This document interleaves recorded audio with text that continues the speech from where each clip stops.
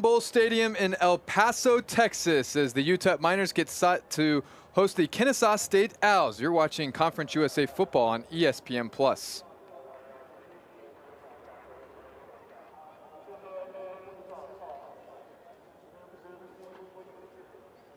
Well, we could not have asked for a more picturesque day here at Sun Bowl Stadium in the borderland, El Paso, Texas, the site of tonight's Conference USA showdown between the UTEP Miners and the Kennesaw State Owls, a battle of two one-win teams. Andy Morgan alongside Ed Stansberry, former UCLA Bruin and NFL alum. And Ed, when you take a look at these two teams, two very conflicting styles. You got the Miners, who are, of course, very up-tempo. They like to run a lot of plays when they're on offense, as many plays as humanly possible. And then you got the Owls. They like to slow things down and control the clock. Yes, Andy, we're in for the best of both worlds. When you look at Kennesaw State and that triple option backfield, they are going to come downhill fast with Michael Benefield and Quay Ashley slicing and dicing to gain yardage and get the ball downfield. And defensively, linebacker Garland Binyard, 7 tackles for loss on the season. 6.5 of those tackles have come in the last 3 games. Look for him to have an impact. And when you look at the UTEP Miners, their foundation on this offense today is going to be running back Javon Jackson, 343 yards in the last 3 games. The first Miner since Aaron Jones to rush for over 100 yards in a single quarter. And on defense, the man, Dorian Hopkins, linebacker, last week, 11 tackles, 2 tackles for loss, a sack and an interception that you're seeing here. We're in for a good one, Andy. Should be a good one as you take a look at the tail of the tape. 1-7 Kennesaw State, 1-3 in Conference USA action against UTEP, 1-8, 1-5 in conference play. But both of these teams, especially the Miners, have been close as of late. Of course, they got their first win of the season not too long ago, a win over FIU back in October 16th, and then they've been close in their last 2, a 4-point loss to La Tech, 7-point loss last week to Middle Tennessee, and then, of course, we all remember that big upset that the Owls pulled off, beating Liberty 27-24 back on October 23rd. Kennesaw State won the toss. They chose to defer. UTEP will get the opening kickoff. It'll go through the back of the end zone for a touchback, and the Miners will start out with the ball on their own 25. And we will see who comes out at quarterback for the Miners. Looks like, in talking with head coach Scotty Walden before this game, it looks like it was going to be Skylar Locklear, who hasn't played since suffering a big hit in that La Tech game. If you saw anything on that, he had to miss last week's game against Middle Tennessee. It was J.P. Pickles, the true freshman, starting for the Miners, but it'll be Locklear to start this game, as he'll start in the shotgun formation with Javon Jackson to his right. That is Marcus Vincent in motion, and the give is going to go to Jackson. Jackson met at the line of scrimmage, and he'll bull his way forward for a pickup of 3. Yeah, UTEP already getting started with a heavy dose of Javon Jackson, trying to establish this run game early here in this game. 3 wide receivers set for the Miners to begin things, as Kenny Odom goes in motion, and the throw is going to go to Odom. Odom has it, makes one man miss, now drops the football, loses it. The Miners are on it, and the Miners able to avoid disaster there. Trey Goodman, Johnny on the spot. Yeah, one of the things that Scotty Walden was talking to us about, Andy, is not turning the ball over. Simple bubble screen here. Got to get that ball tucked away. Ball security is everything. Looked like had trouble initially holding on to the football, able to gain control, but then puts it on the ground. So it's going to set up now a 3rd and 4. Jackson is the lone back. That's him in motion. Locklear as the Owls rush 4. And Locklear is going to take it himself. He's got the first down and more out across the 40. And the Miners coming up with a 3rd down conversion.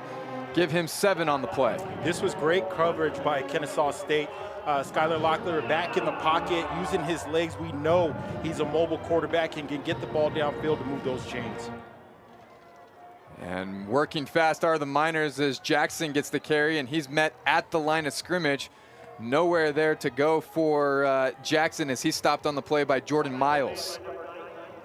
Look for this offensive unit to gel early this game. They've been getting progressively better as the season has come along, opening up the holes for Javon Jackson. This time you'll see 4 wide receivers here for the Miners. That is Goodman in motion. Locklear's got the snap, play action. He's going to roll to his left, looking down the field. He's going to call his own number now and get out of bounds at the 45. Give him a pickup of 4 on the play. 4-2-5 defense for Kennesaw. I like the decision with Skylar getting out of bounds. You know, we just talked about him suffering that concussion, that big hit 2 weeks ago. Smart play for him getting out of bounds. Yeah, and it was an ugly, ugly play in that La Tech game as he got smashed on the play and was really nervous whether or not he'd be able to return to action. Really good to see Skylar back in action for the Miners. A 3rd down here once again for UTEP. Locklear back to pass. He's going to swing it out, and Jackson wasn't looking for the pass, making sure that that was a forward pass. It was indeed. It's incomplete, and that's now going to bring up 4th down. Jackson not looking for the ball on that play. Yeah, maybe a little miscommunication here. Jackson maybe not expecting that ball right off the bat, but unfortunate for the UTEP offense. So the Miners able to collect 1 first down on their opening drive. Fail to convert on a 3rd down on their 2nd set of downs. And that's going to bring on the punting unit. Adam Jacklin will punt it away. And I believe that was blocked. It was indeed. Miners are going to get a friendly roll as it'll roll inside the 30-yard line down to the 27. And that is where Kennesaw State will take over. And that is going to bring us to our first timeout. Kennesaw State coming out on offense. They're next there for their first time right after this break.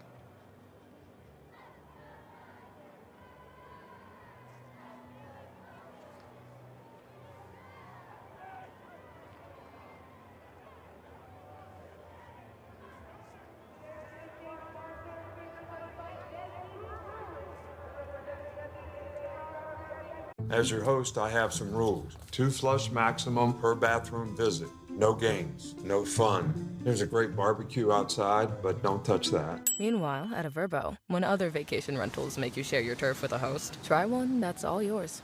Introducing Tasties. They're not just starters. They're party starters.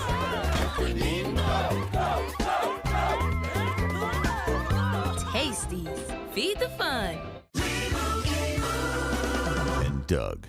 Whoa, Limu, we're in a parade. Everyone, customize and save hundreds on car insurance with Liberty Mutual.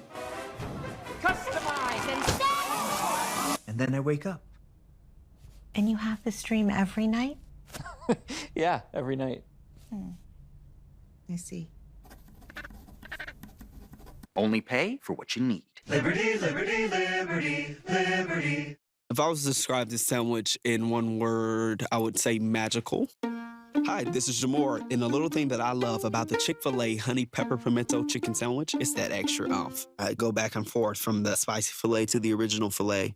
Personally, I get into the sweetness of the honey. That's what hits first. Then you have the extra kick from the spicy filet, and then you also have the spice of the jalapeno peppers. The combination alone takes it over the top. It's award-winning in my mind. Real customer paid for their testimonial. Time out, time out, time out, time out, time out! Listen up, get tight. This is the most important timeout I've ever called. Things are getting out of control out there. And we need to regroup. Hate. Hate is winning out there. Not on these fields. In our communities. On our streets. In our schools. And we need to stop it. So let's take this moment to change the momentum. And call a timeout on hate. Together. Together.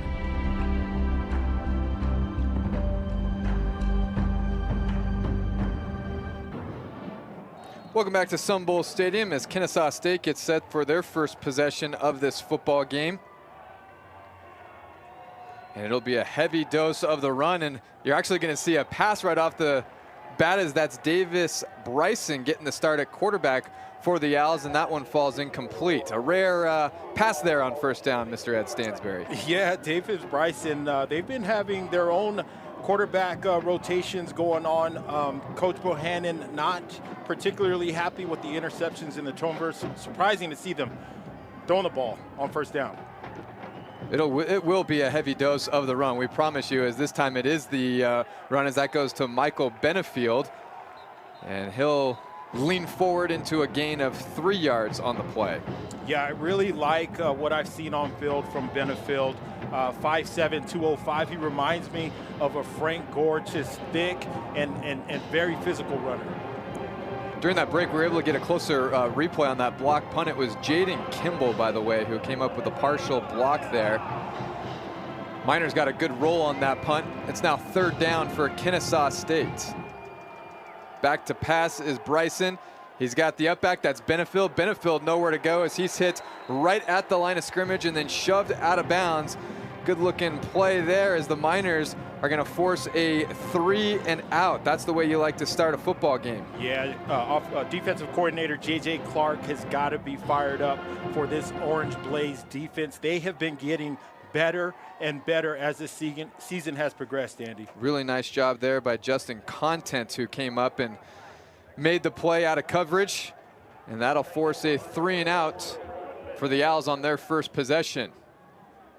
Punt is away. It's a low line drive. Goodman is back. It's going to take a great roll there for the Owls all the way down to the 11-yard line, and that is where the Miners will get it for the 2nd time of this football game.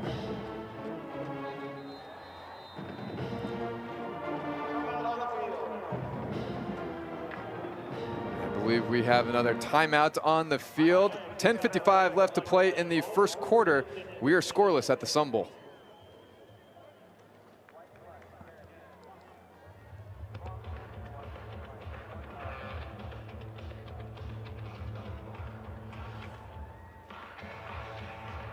Incredible future. With 170-degree programs, unparalleled research opportunities, exceptional affordability, and abundant scholarships, UTEP students are ready to take on the world and achieve their dreams. Enroll today and pick your future at UTEP. Hit by an 18-wheeler? Call Cesar. Cesar Ornelas Law is the law firm that fights to get you what you deserve from the insurance company. For his experience and success helping people like you after a serious accident, Cesar Ornelas has won numerous industry awards and was recently named Lawyer of the Year by the American Institute of Legal Professionals. Call Cesar 915-8000000. If you've been injured in a serious accident, call now. Cesar is here to fight for you. Call 915-8000000. I'm a tailgater tailgating to get to my tailgate. But you're so busy watching me tailgate that you don't see the one in front of you. And if you cheaped out on your car insurance, well, it might not pay for this. So be better protected with Allstate. Hater Pete is in good hands with Allstate. Are you? Snap a picture of this QR code, enter basic information, and you might go home today with an exclusive gift from the Oscar Arieta Agency. Celebrating 27 years, get started at riseup915.com.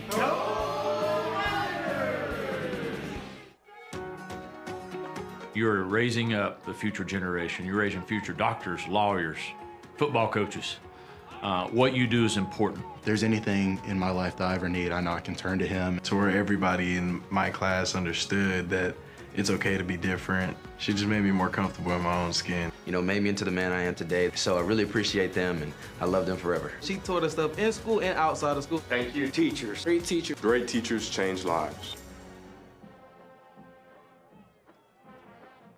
Miners will start out with the football from their own 11-yard line. Skylar Locklear getting the start at quarterback for the Miners after being forced to miss a game due to a concussion. JP Pickles got the start last week. He was actually the first UTEP true freshman quarterback to make a start under center since 2013 when Mac Leftwich got the start, as this is thrown out to Trey Goodman. Goodman makes a man miss and pushes his way out across the 20-yard line, and a good pickup there on first down for UTEP. Yeah, Goodman is one of those receivers. He's almost at 300 yards in receiving for the yard. Look for Scotty Walden to go to him a lot today. 28 receptions, 257 yards on the year for Goodman. He's a guy that the Miners would have liked to have gotten the ball to him a lot more this season. We'll see if that's an emphasis here today. Locklear throws it out. He's got the completion to Goodman. Goodman makes a man miss. He's out across the 25, out across the 30, and another good pickup there for Goodman.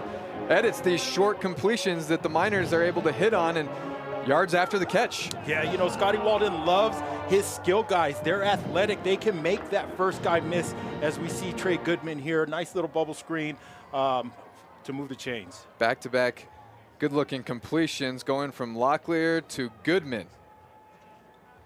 Miners have it at the 32. This will go to Odom. Odom out across the 35, and he'll get driven into the ground after a pickup of 6. Got a good-looking block from Goodman.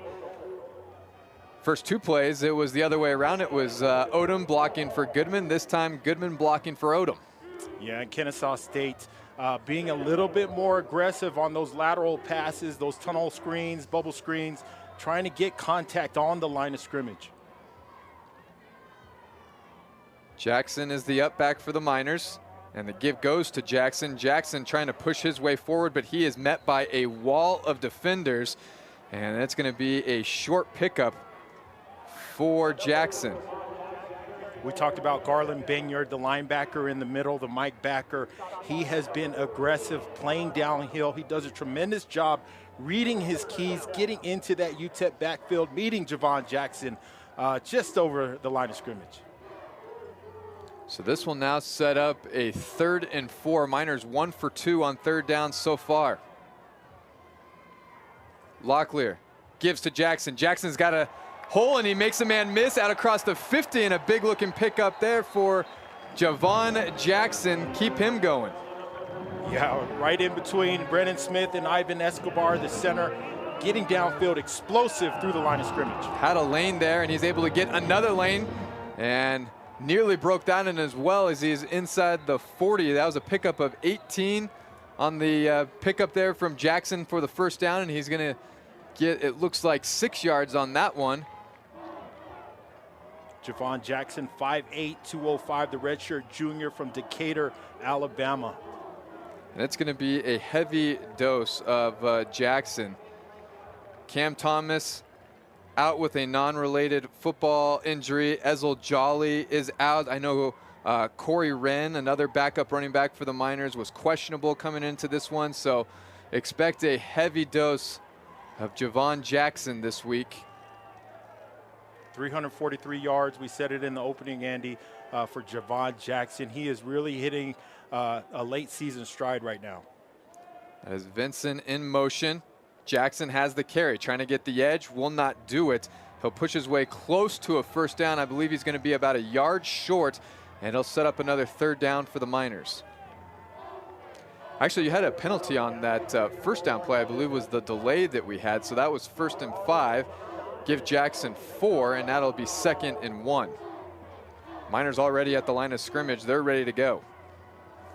Jackson, again the carry, and he's going to have the first down, able to break the initial tackle from Sidney Porter, who was in the backfield trying to make a play, and now you have an injured Miner down. I believe that is Azizi Henry. Well, Andy, we talked about this high-tempo offense for Scotty Walden. He wants to snap the ball every 12 seconds. Makes it challenging for us in here in the booth calling the game. No doubt about that. And something that's been interesting to note for this Miners team, we talked about the injury bug hitting this Miners team, whether it be at the quarterback position, whether it be at the running back position. They've only have 4 guys on this entire roster who have started all 4 games for them. On the offensive line, 2 of them, Ivan Escobar and Otis Pitts, and then 2 guys on the defensive line. It's Maurice Westmoreland and KD Johnson. That's it. 4 guys have started all 9 games for the Miners so far this season. Walden said himself in our meetings yesterday, in his short tenure as a head coach, he has never had the injury bug bite him the way it has. Especially in so many different spots. Locklear is going to take a shot down the field, and he's got Odom, and Odom comes down with it. Touchdown UTEP on the pass from Skylar Locklear to Kenny Odom. 33 yards on that touchdown strike. This was an unbelievable job by Skylar Locklear, getting the ball up in the air to drop it over the shoulder into the end zone for a touchdown. Incredible job by Skylar Locklear in his first game back from the concussion. You see here up in the air over the shoulder. Defender cannot even make a play on this type of ball. Excellent, excellent job. Wasn't even that bad a coverage on the play, just a perfectly thrown ball from Locklear to Odom.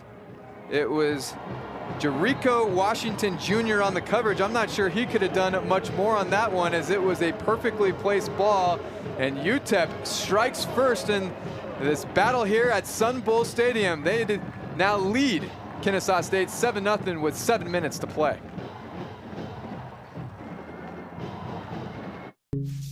Honey, do you want me to schedule Calvin's COVID-19 and flu shots? Way ahead of you. It's impossible. It's magic. Stay out of trouble, Squirt. Schedule free flu and COVID-19 vaccines for the whole family online today. Walgreens.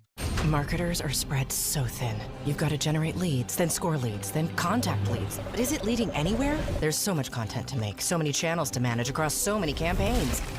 You have to be everywhere, all the time. You're in overdrive. Are you over it? But with HubSpot, it's never been easier to create content that breaks through and campaigns that drive revenue. So impossible growth feels impossibly easy.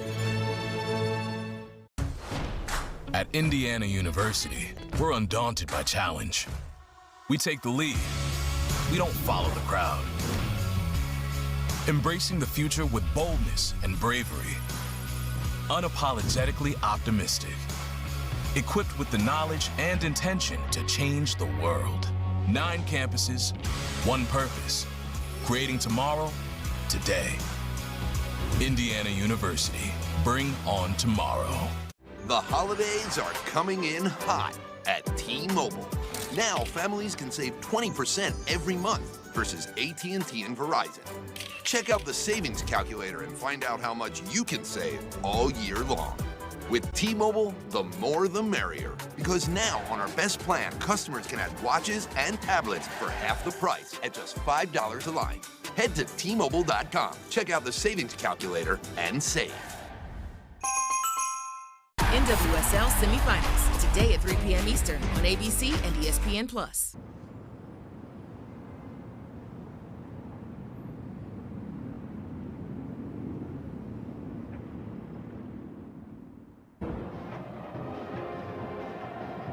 Miners strike first on the 32-yard touchdown pass from Skylar Locklear to Kenny Odom.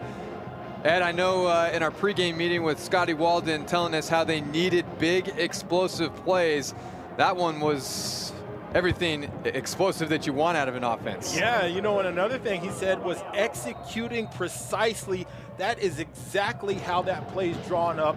Perfect ball, perfect catch by Odom over the shoulder in the end zone. Miners go 8 plays, 89 yards, and it took under 4 minutes for the game's first touchdown, as that kickoff will be returned here from the 3-yard line. And there's a lane, and there's nothing but Jacklin to try and get him down. It's not going to happen, and he's going to go all the way for a touchdown. Andrew Douglas, make that Ashley, 97 yards on that touchdown. And there are no flags on the play. How about that, Ed? What an answer by Kennesaw State. The big kickoff return to sway the momentum in favor of Kennesaw State. This is a great job hitting the hole, getting downfield, using speed to get the ball in for 6. That was Quay Ashley. I'm looking down at my roster. He's obviously played a big impact on the offense. 87 carries, 290 yards on the play. Looking down my Kennesaw State roster here, not even listed there as number 30, but goes 97 yards the other way. And a big special teams there for the Owls as they respond. Quay Ashley is part of that two-headed monster we talked about in the opening, Andy. 5'10", 195, redshirt sophomore from Dublin High School in Georgia. Man, that is some speed we saw from Mr. Ashley getting it into the end zone. How about the blocking, too, on it? I mean, he wasn't even touched. You know, talking to both of these head coaches, they want to win all facets of the game: offense, defense, and special teams. Kennesaw State special teams coming in big. So just like that, Miners take the lead. Kennesaw State answers. We're tied at 7. And a lot of action there in a short period of time. Take a look at it again. So Ashley fields the punt, but look at the seam that his guys give him. Again, untouched. And Miners had one opportunity to try and bring him down, and that's not the guy that you want the one opportunity to bring him down. No, you never want your kicker there to save the day. Great job by Ashley. Again, using that speed, getting to the sideline, getting into the end zone. So now it'll be Austin Welch to kick it away for Kennesaw State. This might be a guy to highlight later in the game. Has been perfect kicking the ball for the Owls. And this time the Miners will not get an opportunity. Looked like for a second we might have had a return there. Miners will opt to take it from their own 25-yard line to start out. Quay Ashley, that's the first time he's been in the end zone, Andy, since their big upset against Liberty. Second touchdown comes on the big kick return. Needed it. Needed it, especially after the Miners put together an 8-play scoring drive. Special teams and defense, when it comes to games like these, you know that very well might be what decides this football game, and the first big special teams play goes to the Owls. So Miners right back out on offense. Locklear will throw it out to Jackson. Jackson has the reception. He'll lean forward for a gain of 1. Yeah, it looks like he's just going to make it past the initial line of scrimmage. Javon Jackson, one of the things I really like about him is his hands out of the backfield. He is a viable threat at receiver coming out of the backfield. 2 wide receiver set for the Miners. The snap goes to Locklear. The give goes to Jackson. Jackson able to bully his way out past the 30-yard line. Another short pickup will bring it up to 3rd and 5 from the 31. Let's take a read option, hands it off. Javon Jackson met in the hole by the big 43. That linebacker, Jamar Rux. Good job being physical. So 3rd and 4, it's Jackson trying to gain the edge, and he's not going to be able to do it. He's run out of bounds, and the Owls are going to force a 3 and out. For this Kennesaw State defense, and speaking to Coach Brohannon, they want to be aggressive today in this game. They want to force the turnovers, and they want to force the punts for this UTEP offense. We have an injured player down for the Owls.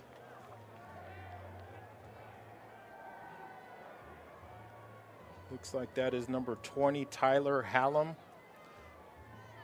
5'11", 190, redshirt junior out of Marietta, Georgia. Injury, it looked like, came away from the play as well, as Jackson tried to get the edge on the near sideline and was strung out of bounds. Really good job by Kennesaw State to stay at home. Stay at home defense, you hear it all the time when it comes to college football, and you have the hash marks as far as they are. And the Owls able to force the 3 and outs. And on to punt now comes Adam Jacklin.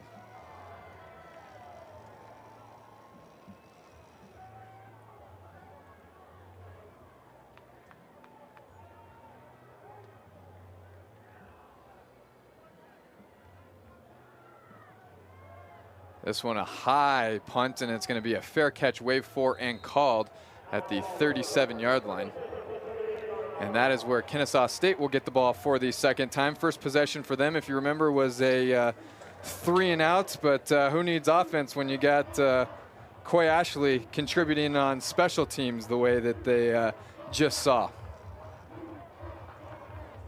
Yeah, I'm curious to see on this next drive how much we'll see of Quay Ashley and Michael Benefield, or are they going to try to throw the ball downfield?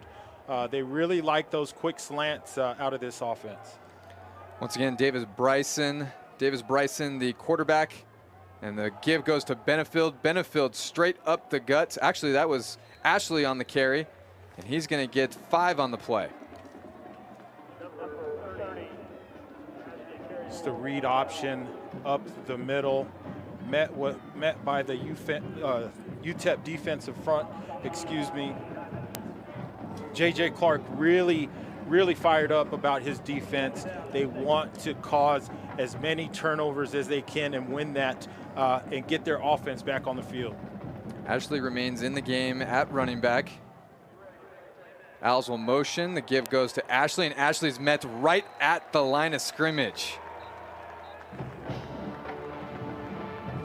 Exactly what UTEP was looking for there, met at the line of scrimmage. And it'll set up a third down.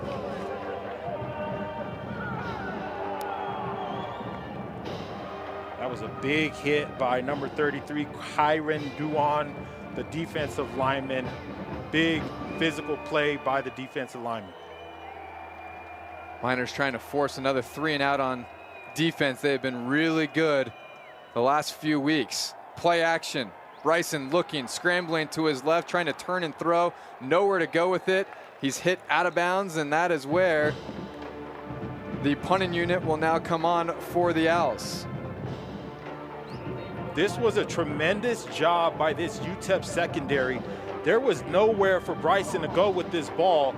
That was excellent job finding the man in your area and covering those receivers out on that play action pass. And a really tough play for Bryson. Of course, the right-handed quarterback rolling to his left. Like to try and get a right-handed quarterback rolling to the right. Unable to turn his body and make the play. Goodman has the punt inside his 10 and give him 3 yards on the return, and the Miners will once again start out with the football inside their own 20. Last time they had it inside the 20, went 88 yards on just 8 plays. It was capped off by the touchdown pass to Odom. And with 3:24 to go, Miners will start out with the football on their 12-yard line. We're all tied at 7, 3:24 to play in the first quarter. Skylar Locklear has started this game 6-7 for 62 yards and a touchdown. Been a heavy dose of Javon Jackson as well, 8 carries in this opening quarter.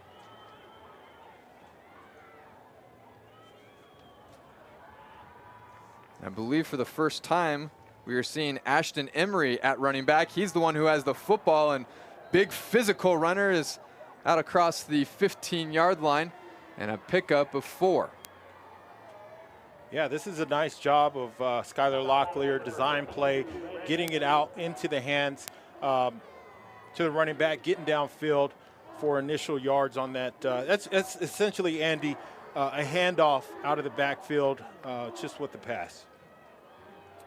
Once again, it is Ashton Emery in the backfield, a freshman for the Miners, getting his first action, and he's out across the 25-yard line, has the first down and more down to the 27-yard line.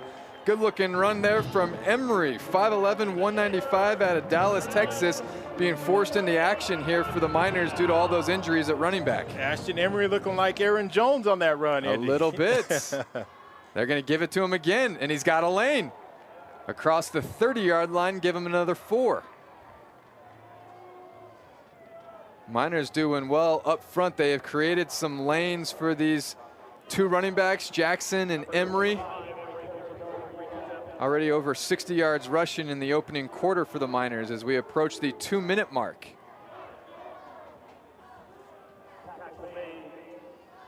Really liked the jump cut there from Emery, showing good feet and agility as a young running back here today.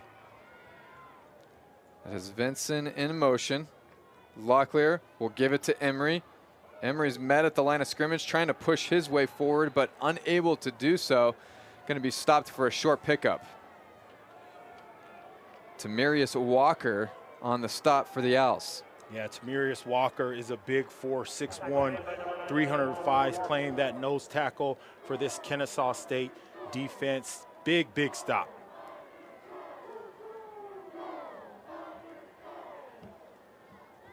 So it sets up a 3rd down for the Miners. And here comes the blitz. Locklear tries to get it out fast, able to do so. He has Emery, who has the first down. Good job there from, and now you have a penalty marker at the end of this play. I believe that's going to tack on 15 more, but how about the job there from Locklear, recognizing the pressure brought by the Owls, able to get it out to his check down option in Emery, and the Miners have a first down. Yeah, you said it, Andy. This is a tremendous job of Skylar identifying blitz. There you see the unnecessary roughness called, so tack on 15 more to the end of that play. Yeah, getting back to that, Skylar identifying that blitz, getting it out to Emery, who was wide open in the flat. Great job of knowing where to go with the football when the blitz is coming.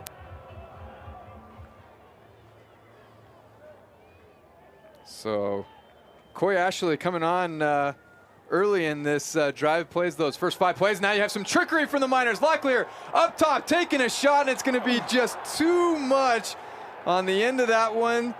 Tried to get Amari White on the flea flicker, and just a little too far on that one.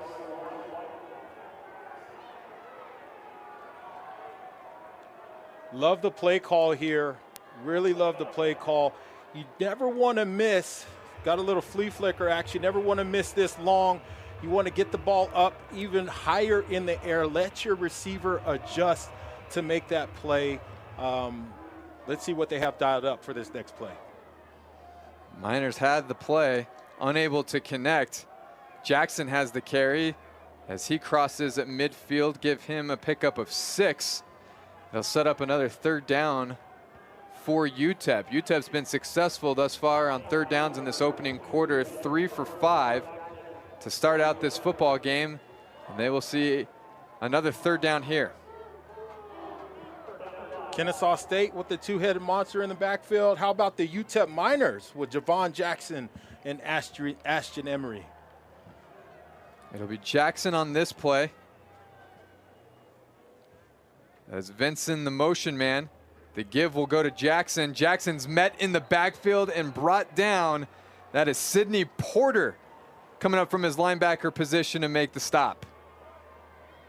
Yeah, excellent job by Porter fighting off of his blocks, getting into Jackson.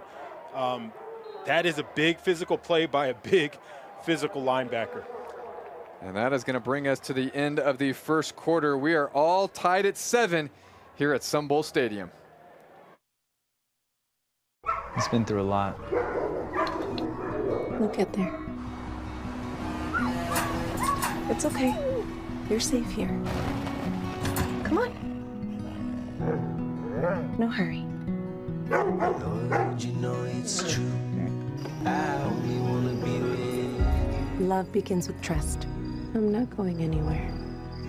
That's why I got a Subaru. The Subaru Forester. Safe, long-lasting, trusted, loved. With ESPN Plus, catch live NFL games. Plus, let's go to the tape. NFL shows from some of the biggest names in the game and exclusive expert analysis. ESPN Plus equals more football. Stream now.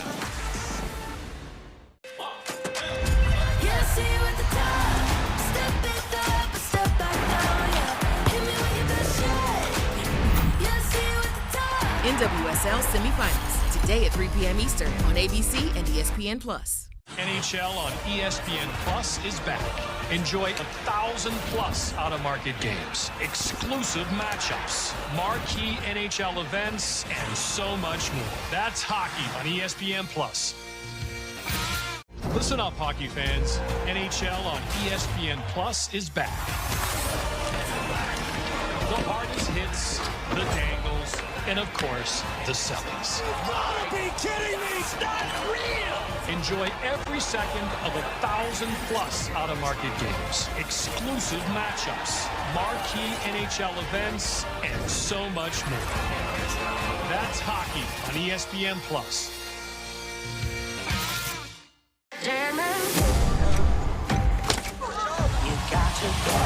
I feel like we're living in a movie.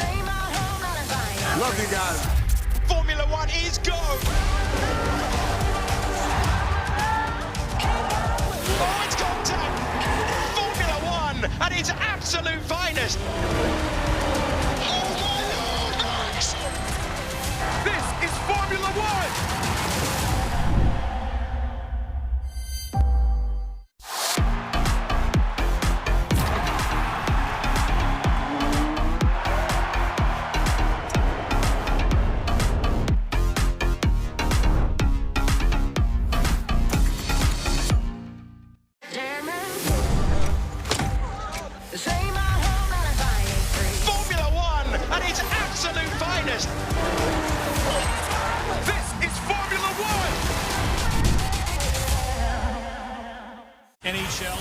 ESPN Plus is back. Enjoy 1,000 plus out-of-market games and so much more. That's hockey on ESPN Plus.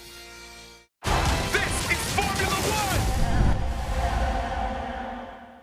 One! Start of the second quarter from Sun Bowl Stadium. Andy Morgan alongside Ed Stansberry, and I thought we might see this, Ed, on that third down call. I thought it was interesting, UTEP running the football on a 3rd and 5.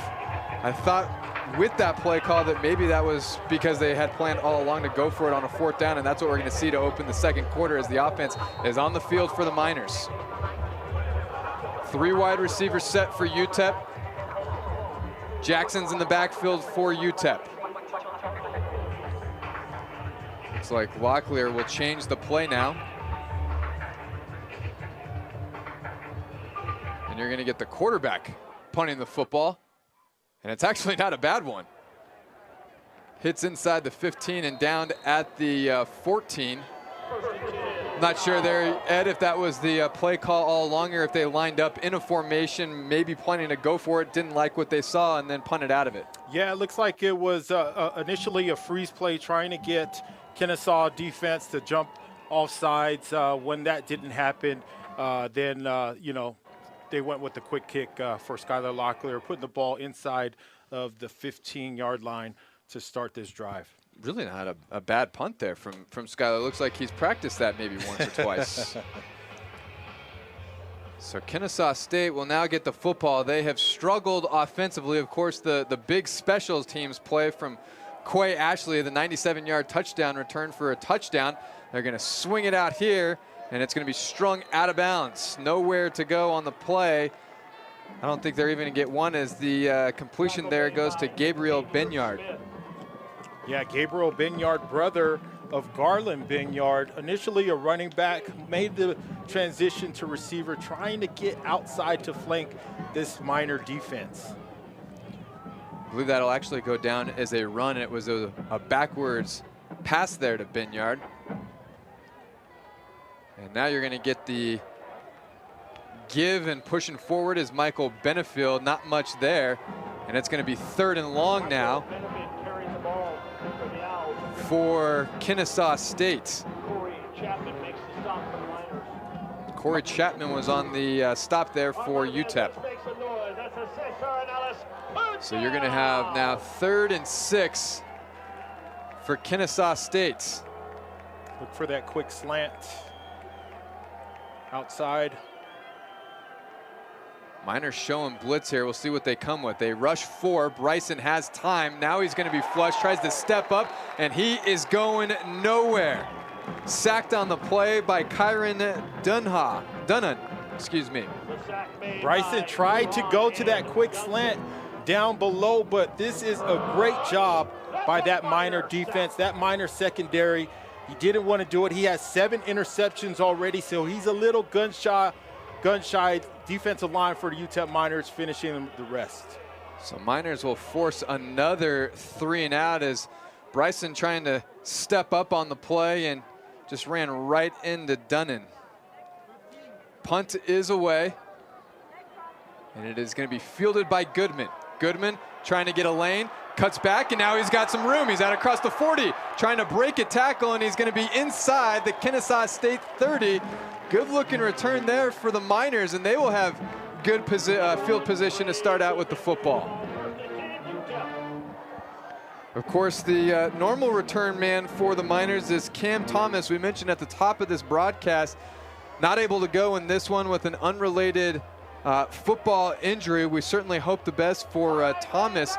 So Trey Goodman has been handling punts for the Miners. He appears to be a little bit shaken up after that return, but it was a good return nonetheless of 48 yards.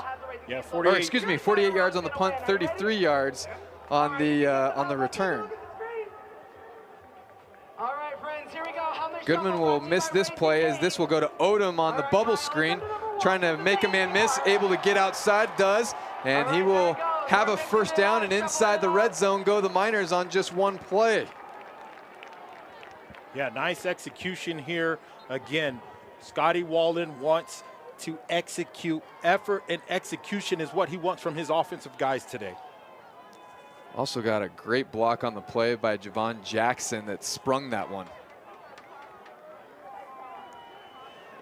So here we go now. 1st and goal from the 8. The give to Jackson. Jackson will push his way forward for a short gain of 3. And it'll be 2nd and goal. Scotty Walden really leaning on this offensive line, and the running back Javon Jackson getting his work in this first half of this game. And here the Miners are going to go empty. They split out Jackson. Locklear is all alone in the shotgun. We'll see where he goes with the football. Now Jackson will motion into the backfield, and the action goes to him. He's got the completion, puts his head down, dives for the pylon, and he's in. Touchdown UTEP on the 8-yard completion there, going from Locklear to Jackson.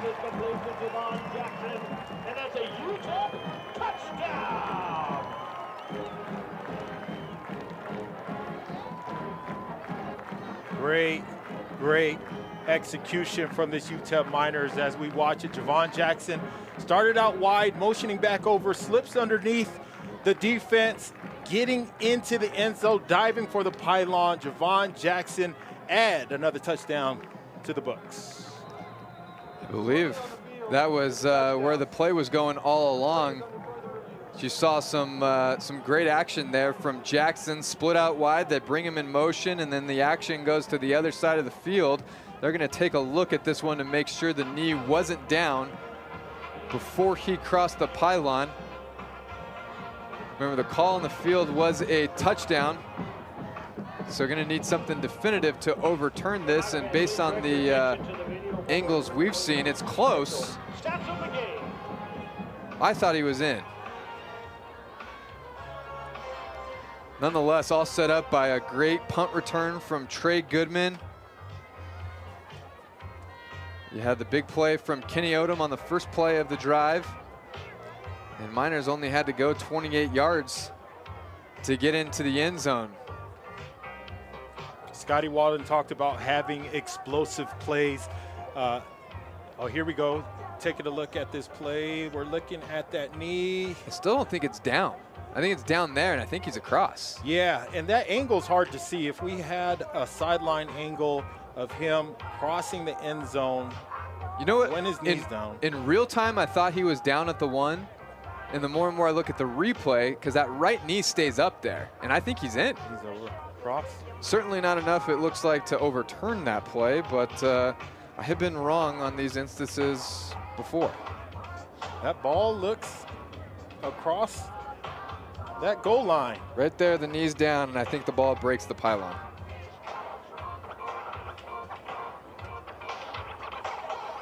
Been a heavy dose of Javon Jackson in the first half. 11 carries, 40 yards, and now 2 receptions in this football game. So he's got 13 touches and just the first 19 minutes of action.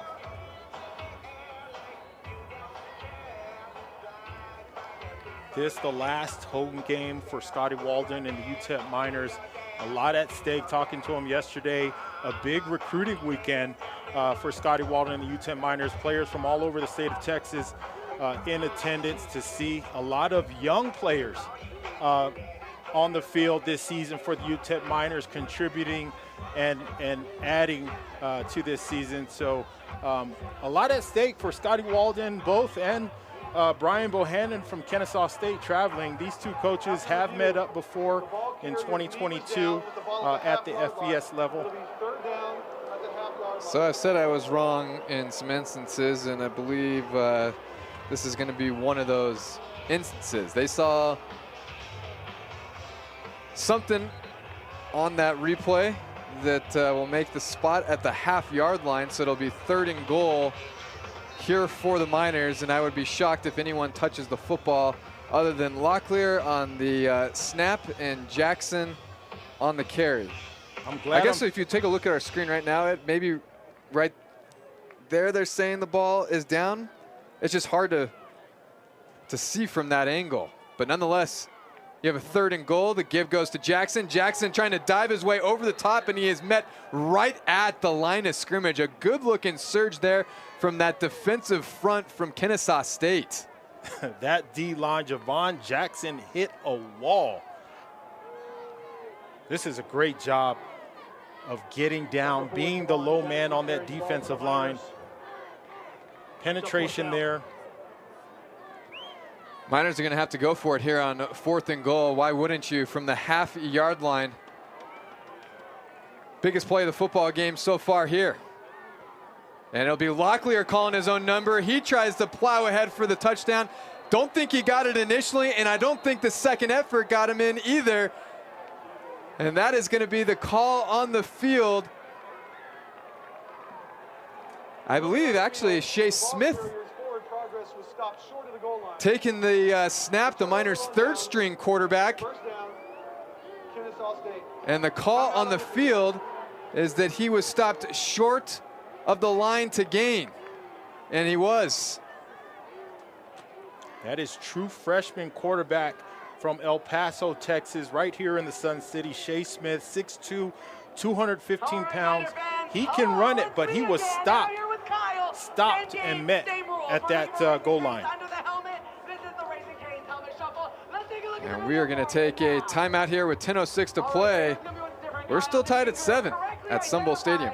We're not going to just do your row. We're going to do your entire section of free Raising Cane's. All right, so it's under helmet 1. I already lost it, Kyle. Reaching for the strength to turn what could be into what is. Digging deep, blazing trails, and never going it alone. It's who we are, and it's what keeps us all rising. Determination. That's our tradition.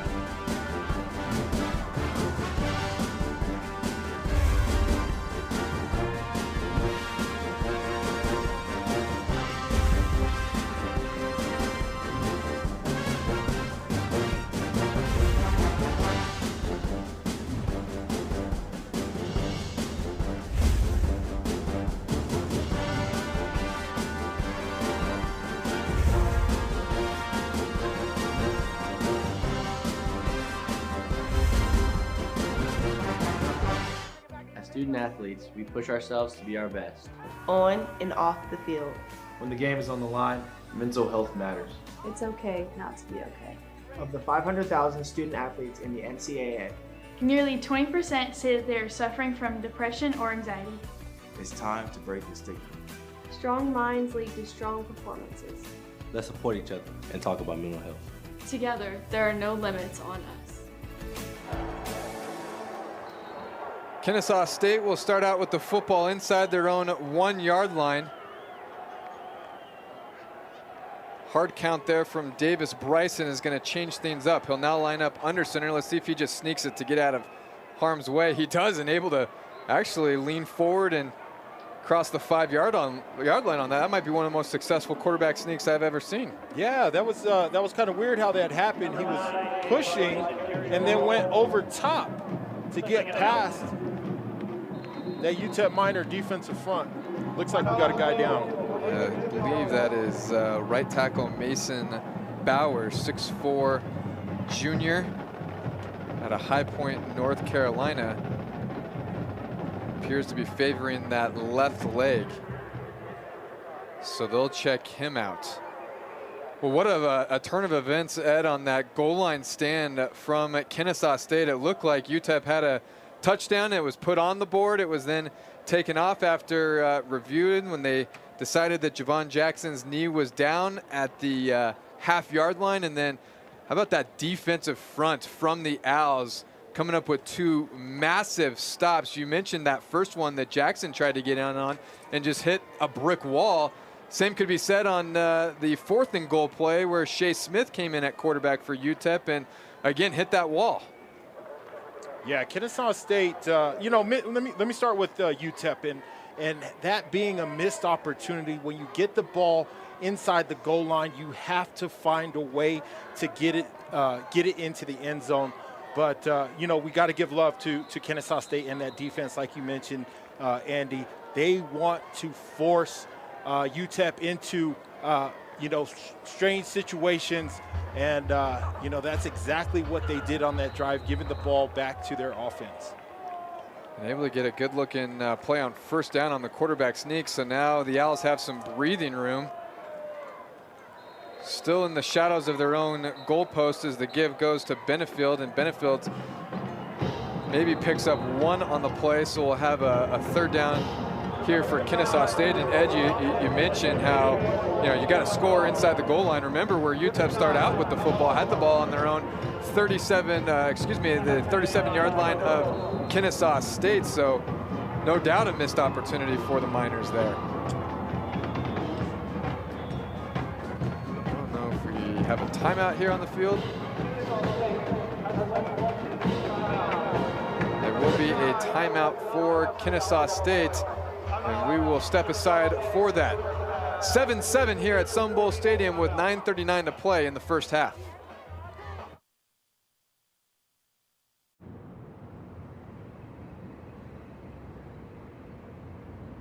Marketers are spread so thin. You've got to generate leads, then score leads, then contact leads. But is it leading anywhere? There's so much content to make, so many channels to manage across so many campaigns. You have to be everywhere, all the time. You're in overdrive. Are you over it? But with HubSpot, it's never been easier to create content that breaks through and campaigns that drive revenue. So impossible growth feels impossibly easy. Hey guys, how we doing? You ready? Hey, Adams Elementary. Go Rams. I think he needs one too. What do you think? All right, you guys ready to fight some crime? This is not just flu protection. Okay, well you go get him, all right? Bye. This is a neighbor looking out for you. Schedule flu and COVID-19 vaccines for you and your family today. Walgreens.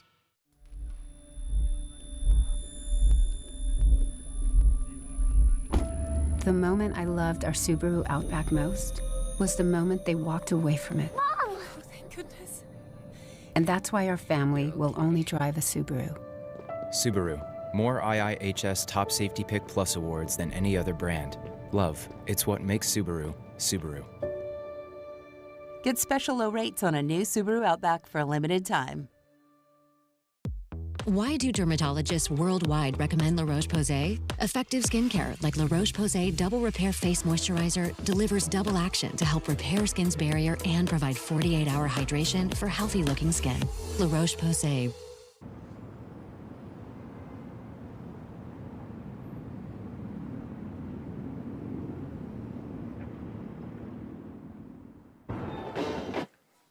All tied at 7, and Kennesaw State will punt away have a third down, it looks like here, 3rd and 3 from the shadows of their own goalpost. Just 15 yards of total offense here for the Owls in the first half, trying to come up with a third down conversion. They're 0 for 3 so far in this football game. Michael Benefield is the lone setback. Have another whistle now. J.J. Clark starting this Miner defensive front in a 3-man front, and they shifted to a 4-man front. 9 minutes, 39 seconds, 9:39. We'll reset the game clock to 9:39. Clock rolled when it shouldn't have. Big third down here for Kennesaw State if they want to win the field position battle. Miners showing blitz. Bryson has the snap. Miners duplex, able to get the ball out and not able to go anywhere with it. Corey Chapman making a heck of a stop there on the completion to Gabriel Binyard, and the Miners will force another punt from the Owls. Incredible job by Chapman reading this play, putting his foot in the ground, attacking downhill for the big stop. That is a big play for Chapman and this UTEP Miner defense. Trey Goodman has his heels at his own 45-yard line, set to receive the punt. Punt is nearly blocked.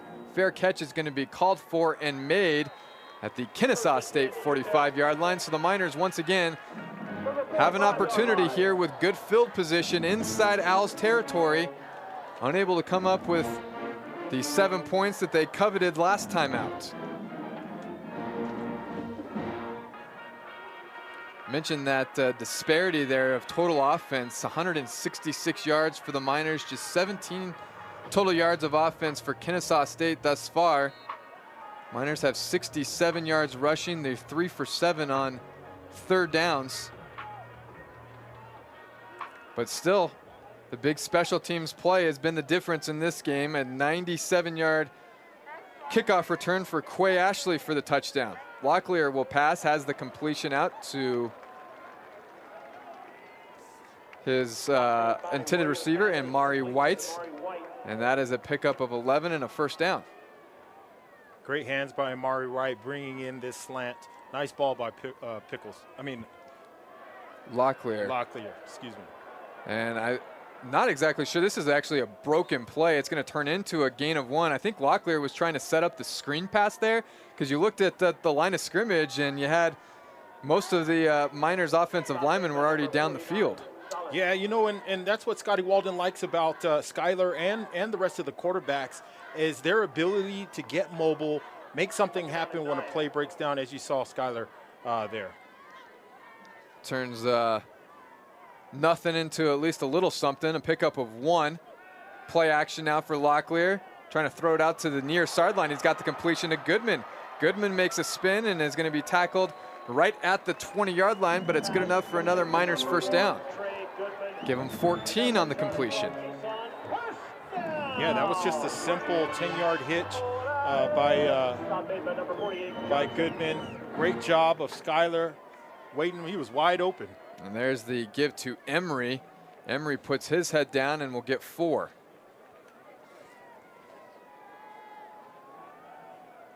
It has been Jackson in this backfield for UTEP, as well as Emery.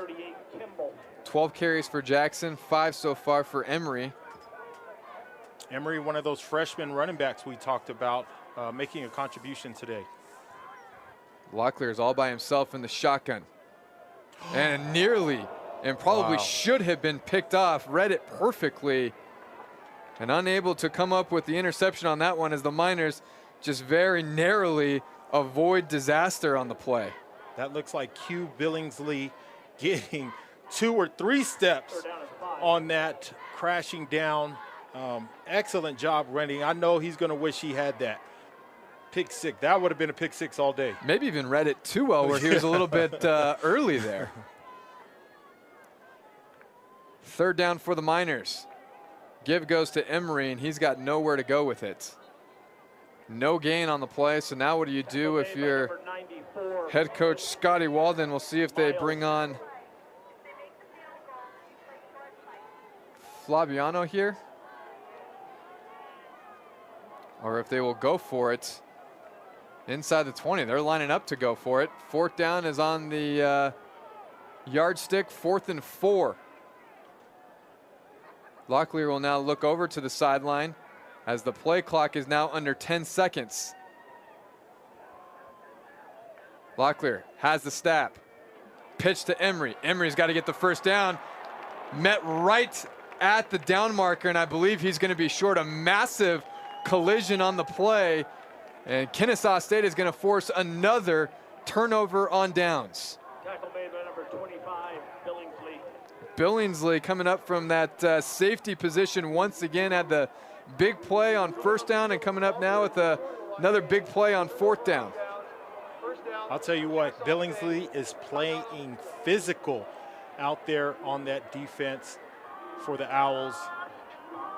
Scotty Walden upset maybe with the placement. And Kennesaw State will take over on downs when we return. Tied at 7, 6:16 to play in the first half. Unity, solidarity, and respect are more than just words. They are values to live by. When we embrace our differences, we become stronger and lift each other up. Together, we can be unstoppable. Join us in championing diversity, equity, and inclusion in college athletics and beyond. Now is the time to make a difference. This is our chance to make a better tomorrow, because when we work together as one, we can achieve greatness. Together, there are no limits on us. If you've been a part of the Conference USA community for years, we're happy to have you here. If you're new to us, welcome. No matter when you got here, know this. You're part of more than a college athletics conference. You're part of our community. As we begin a new chapter, we do so with the energy of our members. FIU, Jacksonville State, Liberty, Louisiana Tech, MTSU, New Mexico State, Sam Houston, UTEP, and WKU. Every school, every town, every alumni and fan is an essential part of who CUSA is today. All equally important in taking us to the next level. As we make progress, you'll see our impact firsthand on the teams and towns you love. So hop on, because we're heading up.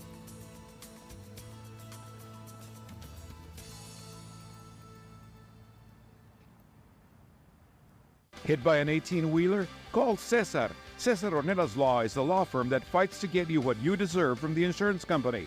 For his experience and success helping people like you after a serious accident, Cesar Ornelas has won numerous industry awards and was recently named Lawyer of the Year by the American Institute of Legal Professionals.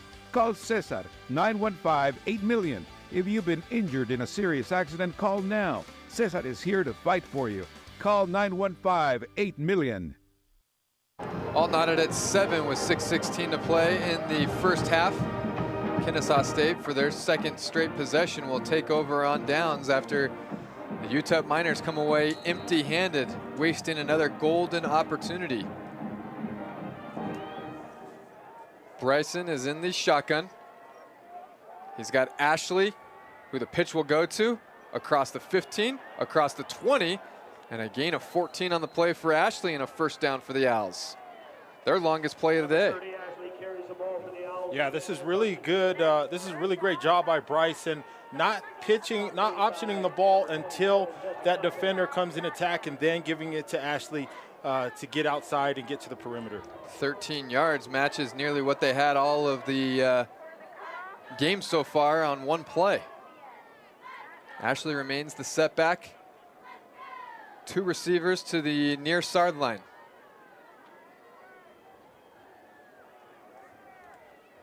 Bryson has the snap. The give will go to Ashley. Ashley, short gain on the play as the stop is made there by Nate Diamond.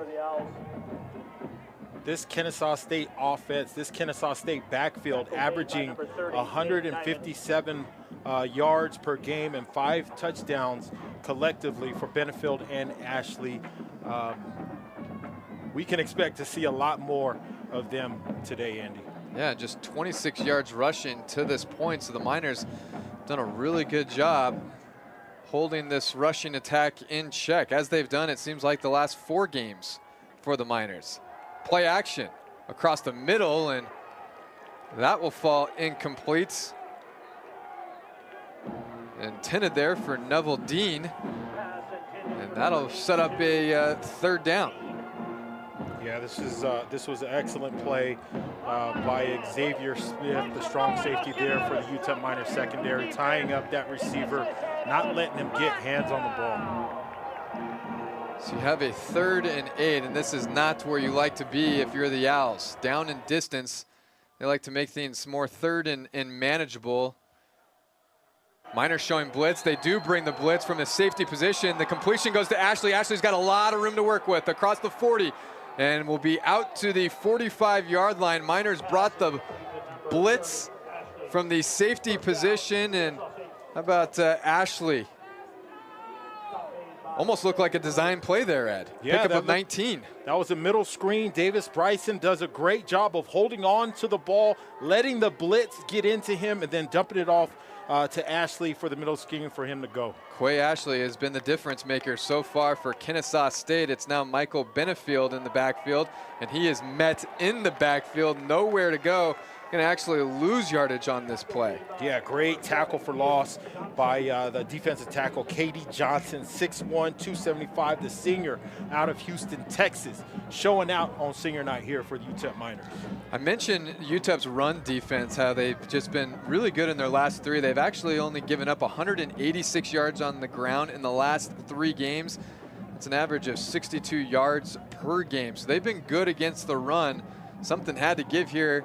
And so far it's been the Miners stopping this running attack. And they're able to do it once again as Benefield, no gain on the play. Looked like Katie Johnson was once again in on that tackle as Miners will bring in the nickel package now. Be a 3rd and long. This is where that UTEP Miner defense, J.J. Clark and Scotty Walden, talk about having that dog mentality. They need it here on this 3rd down. See what Kennesaw draws up here. They're able to convert a 3rd and 8. This will be from 3rd and 10. Miners back away now. They'll only blitz show 4 on the rush. Pass is high, tipped up to the air, and it's intercepted. Intercepted by Chapman, and Chapman trying to return it. It is inside the 35-yard line. A penalty marker will come down, make that 4, 5, or 6 penalty markers on the ground. Nevertheless, an interception there from Chapman. I believe you're going to tack on 15 yards on the face mask on the return, and the Miners are back in business.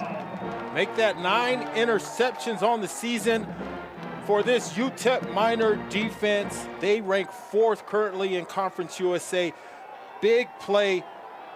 You saw the face mask there. Yeah, oh, that'll wow. be what the penalty's on.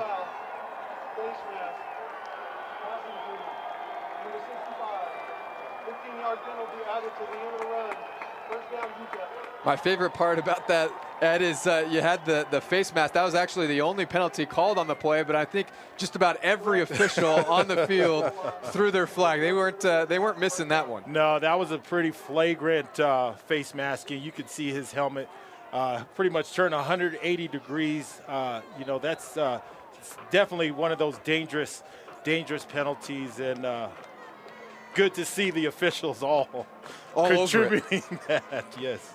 So UTEP is going to net out of this. They're actually going to start with the football inside the Kennesaw State 20. This will actually be the 3rd consecutive possession that UTEP has started out with the football inside Owls territory, and also the 3rd straight time that they've been in the red zone but have unable to come away with points in the first 2 trips. We'll see if they can change that here as the completion goes to Goodman, and Goodman is going to be stopped right at the line of scrimmage, nowhere to go. Pass is complete. Yeah, bubble screen out to Trey Goodman. Kennesaw State doing a great job here of keeping him close to the line of scrimmage. That was Tyler Hallam doing a good job to make sure that Goodman couldn't do anything after catching the football.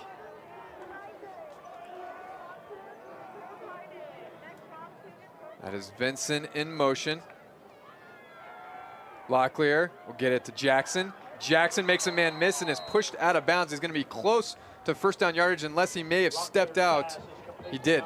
Stepped out before he was able to kind of pick up that extra spurt there that would have made it a 3rd and short. There you saw the foot stepped out of bounds.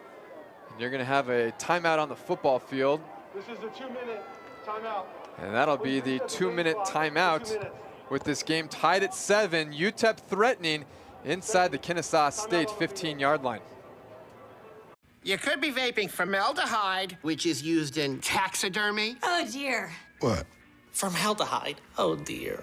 What? I knew it. Oh, dear. Oh, dear. What? Aren't you an elk? I don't know what I am.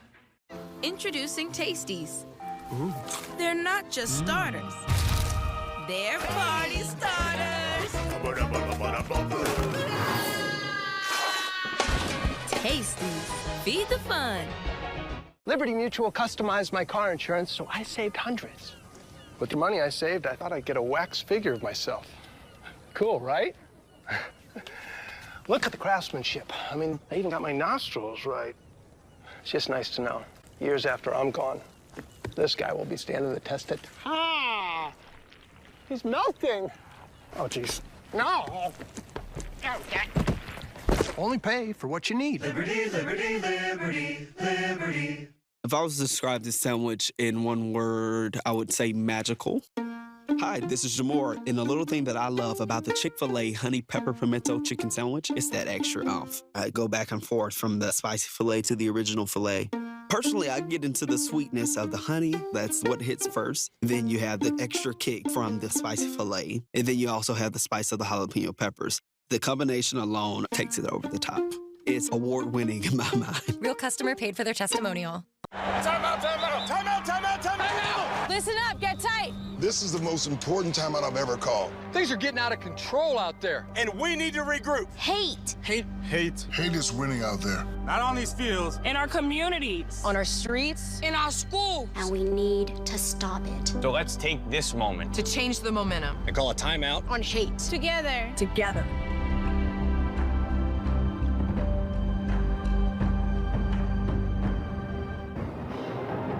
Big third down coming up here for this UTEP offense, who is 0 for 3 in the red zone. 3 trips.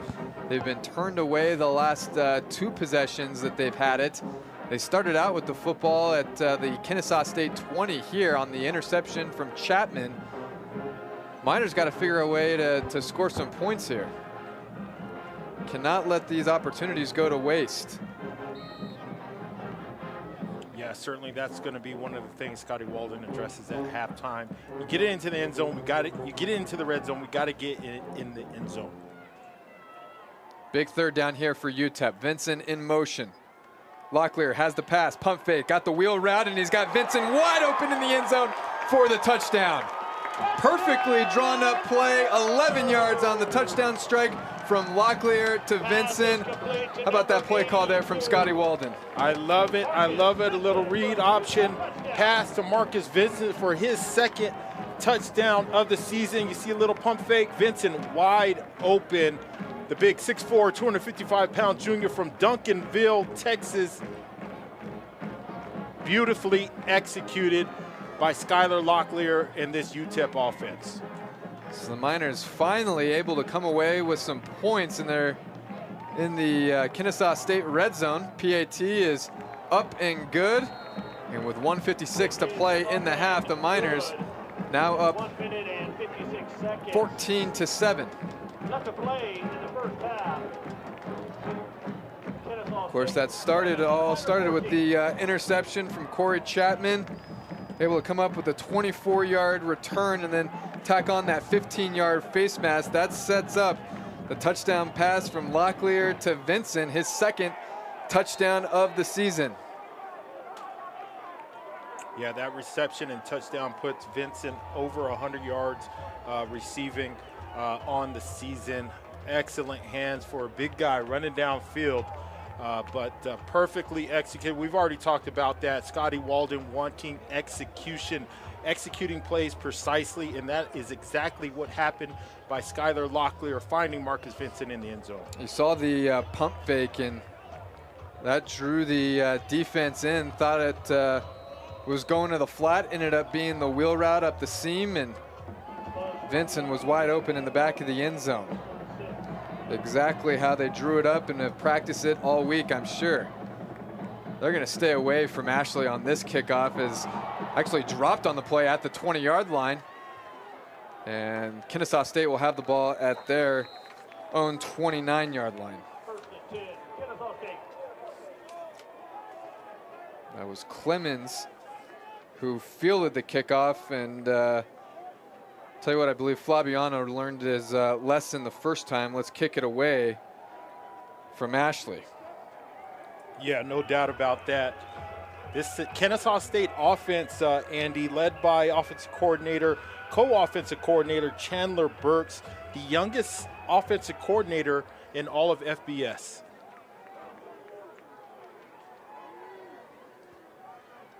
See how Kennesaw State decides to call this, as Bryson will roll to his right, trying to get Ashley in the flat, is able to do so. He'll stay in bounds, so the clock will wind.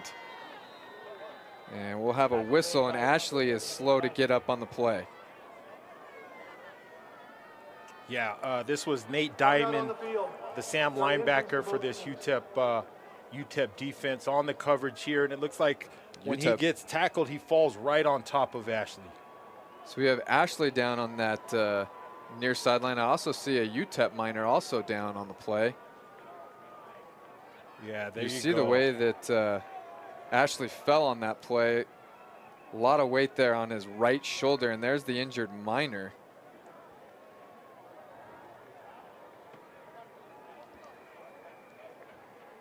I believe that number is folded. I think that is Maurice Westmoreland.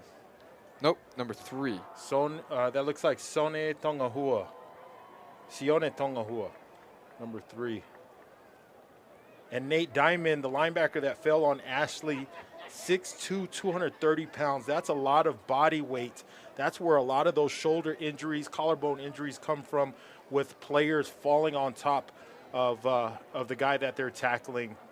Unfortunate to see that. 2 guys down on one play. Really tough to see that, and we've had a lot of injuries, it seems like, in this game already. And remember, we've been talking about all broadcasts how both of these teams, especially UTEP, has been hit by the injury bug this season. 1:31 to play in the half. Bryson can't handle the snap. Ball is loose. He'll fall on it inside his own 20. Avoiding disaster there. UTEP has 3 timeouts here. They're going to use one of them, as it'll be 3rd and long, still 1:18 to play. I was interested to see how Kennesaw State would handle it with 2 timeouts remaining, but unable to net any positive yardage on those first 2 plays. And now UTEP thinks that they may have an opportunity to get some more points before the end of the half. Their first of the half. Should be a 30-second timeout. Clock operator, please reset the game clock to 1 minute, 24 seconds. 1, 2, 4, please. Thank you. Timeout, UTEP. So set up now 3rd and 21. And if you're the Owls here, you're probably just trying to put something possibly even on the ground and force UTEP to use that other timeout.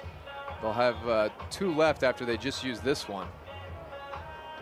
Or Ed, do you try and throw the football and try and get some more yardage back in order to try and flip field position a little bit? I don't know. You know, in talking to Coach Bohannon, he is not happy with the amount of turnovers these quarterbacks have had. Davis Bryson with 7, 8 interceptions on the year. Look for them to hit, go back to the quick slants.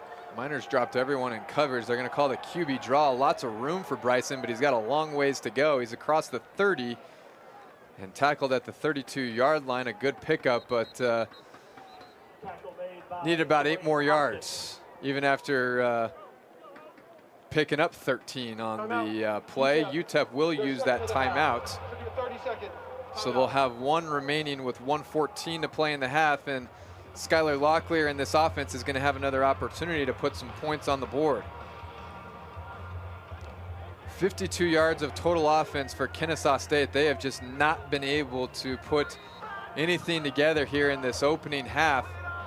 Talked about the rushing attack for the Owls, just 27 yards on the ground. This Miners front been really good against the 2-headed monster in Benefield and Ashley.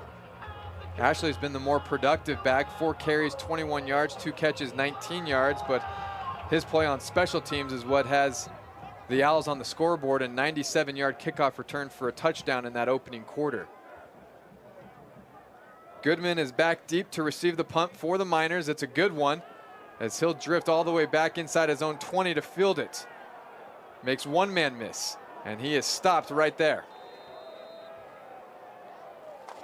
So UTEP will start out with the football inside their own 20-yard line with 1:02 left and 1 timeout remaining. Ed, what do you expect head coach Scotty Walden to draw up here for the Miners? Yeah, I look for some trickery. You know, I like Scotty Walden. We know he has the playbook. He's going to open it up. Skylar Locklear, look for him to catch a pass. He's thrown and rushed in for touchdowns this season. But Scotty Walden can be creative when it comes to this offense. But look for that high tempo, 2-minute offense getting down before half. I think whether or not UTEP really decides to try and put a drive together, these 1st and 2nd down plays will be telling. Perhaps a screen pass, maybe a draw. We'll see what they draw up. Short completion there goes to Goodman, pushed out of bounds, give him 7 on the play. That's what you like to see to begin a 2-minute offense. 7-yard completion, and you're able to get out of bounds.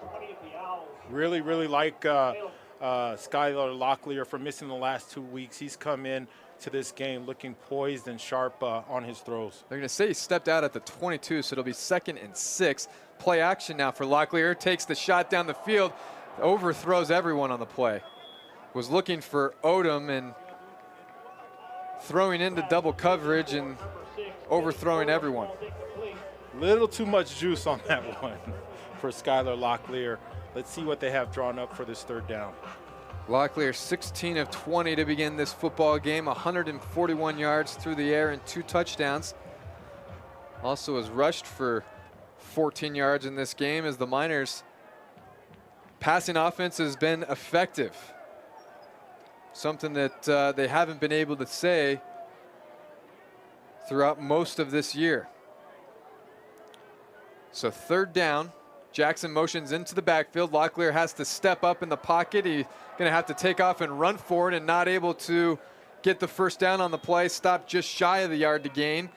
And with 41 seconds, you're going to get a timeout here from Kennesaw State.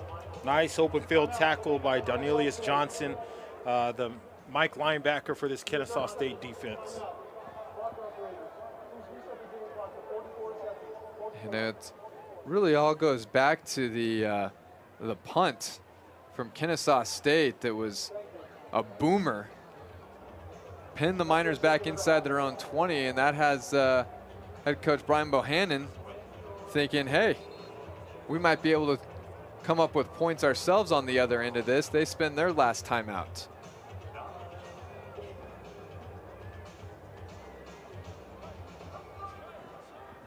Miners up 14-7, 44 seconds left as Adam Jacklin will come on to kick it away.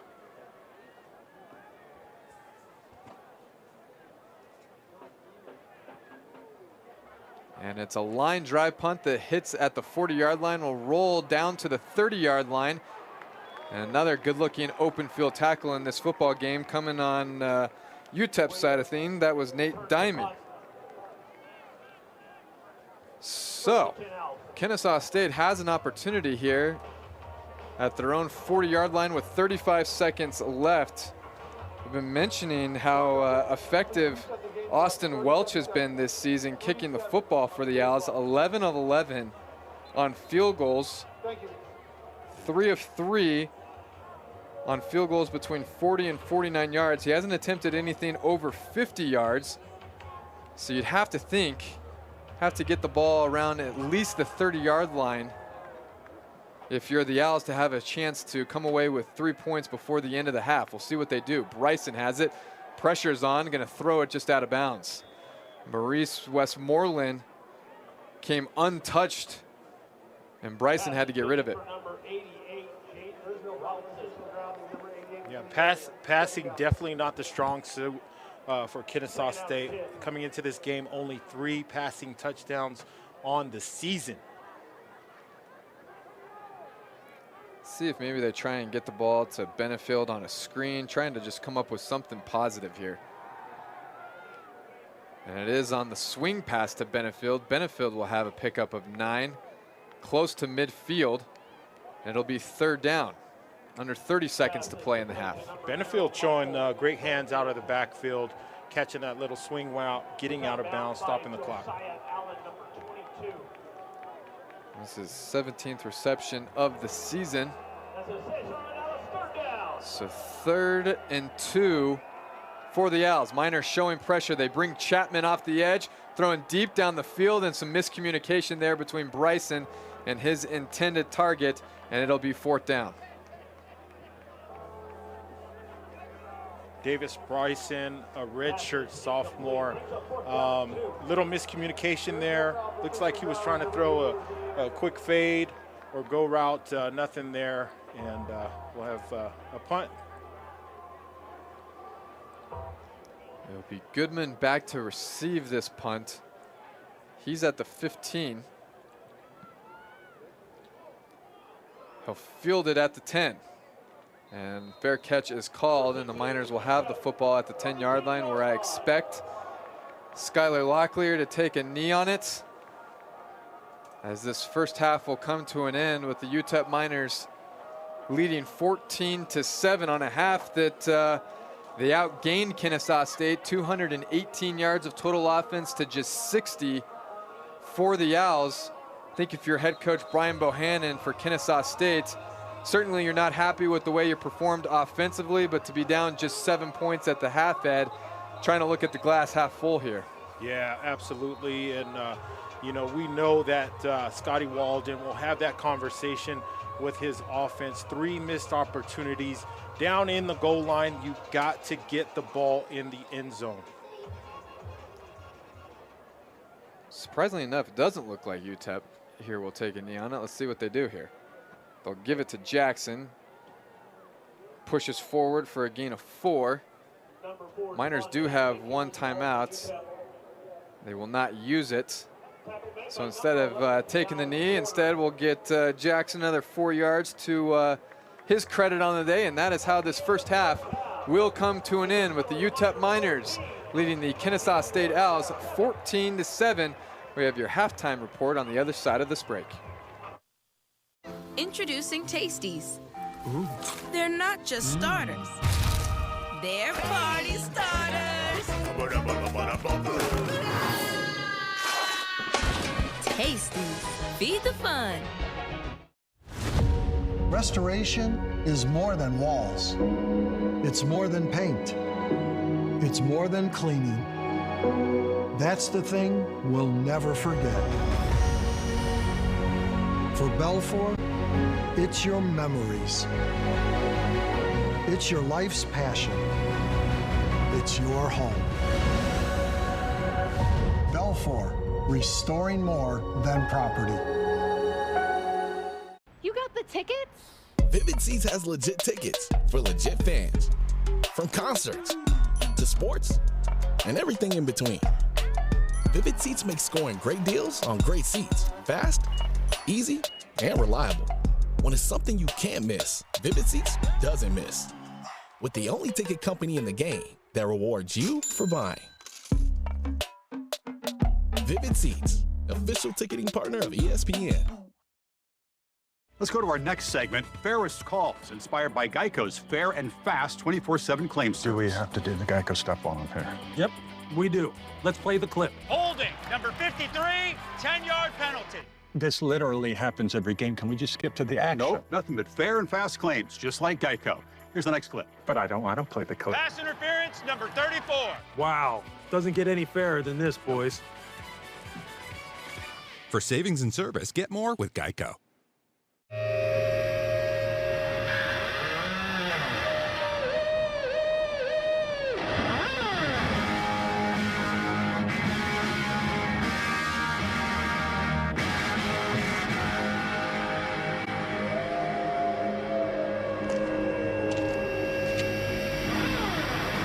In the wilderness, fearless and human.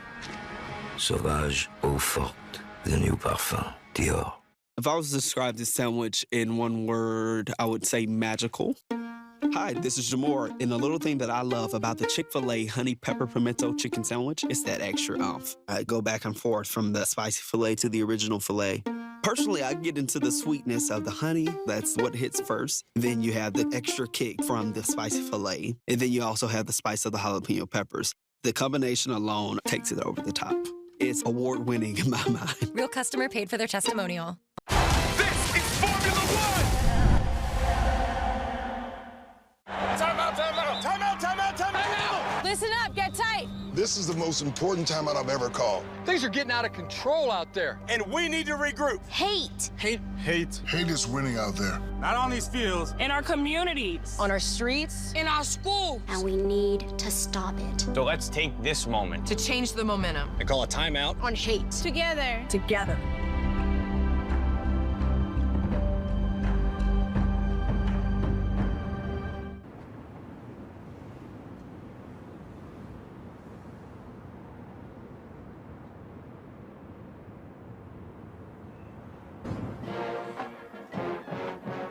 UTEP Miners leading Kennesaw State 14-7 here at the half in a game that has been all Miners in this one. If you take a look at the box score, the Miners 222 total yards of offense to Kennesaw State's just 60. The difference, of course, that big kickoff return from Ashley, 97 yards. As we take a look at some of the highlights from this first half. Javon Jackson, Ed, you mentioned him at the top of the broadcast. It was going to be a lot of Jackson, and he's been all that he is advertised. Yeah, 343 yards in the last 4 games. He's been a force for this UTEP offense. And then we see the beautiful throw from Skylar Locklear over the shoulder for the touchdown. Yeah, Locklear 16 of 20, 141 yards and 2 touchdowns. Odom, the 32-yard touchdown reception, and it was immediately followed by this right here. Quay Ashley. Quay Ashley, 97 yards on it.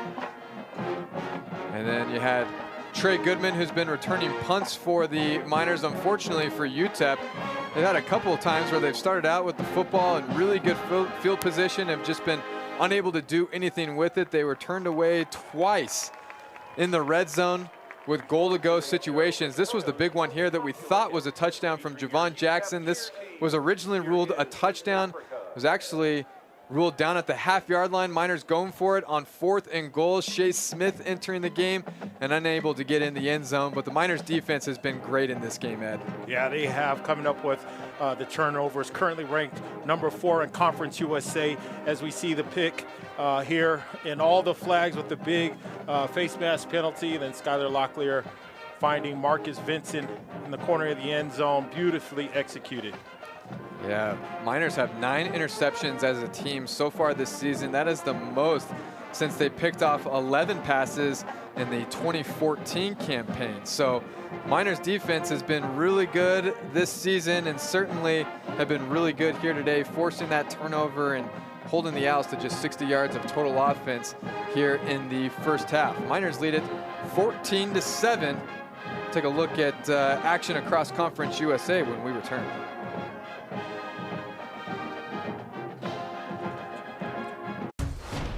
At Indiana University, we're undaunted by challenge. We take the lead. We don't follow the crowd. Embracing the future with boldness and bravery. Unapologetically optimistic. Equipped with the knowledge and intention to change the world. 9 campuses, 1 purpose. Creating tomorrow, today. Indiana University. Bring on tomorrow.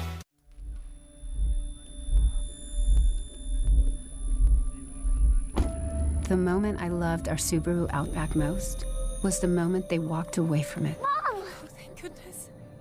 And that's why our family will only drive a Subaru. Subaru. More IIHS Top Safety Pick Plus awards than any other brand. Love, it's what makes Subaru, Subaru. Get special low rates on a new Subaru Outback for a limited time.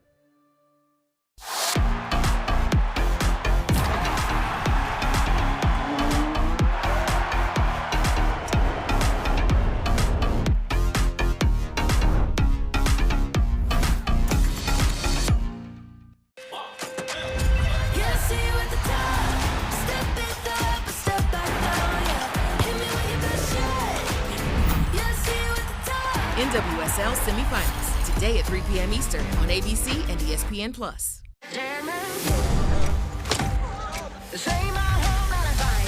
Formula One at its absolute finest. This is Formula One. NHL on ESPN Plus is back. Enjoy 1,000+ out-of-market games, exclusive matchups, marquee NHL events, and so much more. That's hockey on ESPN Plus. NWSL semifinals today at 3 p.m. Eastern on ABC and ESPN Plus. With ESPN Plus, catch live NFL games. Plus, let's go to the tape. NFL shows from some of the biggest names in the game and exclusive expert analysis. ESPN Plus equals more football. Stream now. This season, ESPN Plus has hundreds of games across 20 conferences. That's more action, more touchdowns, more college football, That's how I get by. Streaming now. NHL on ESPN Plus is back. Enjoy 1,000 plus out-of-market games and so much more. That's hockey on ESPN Plus. This is Formula One.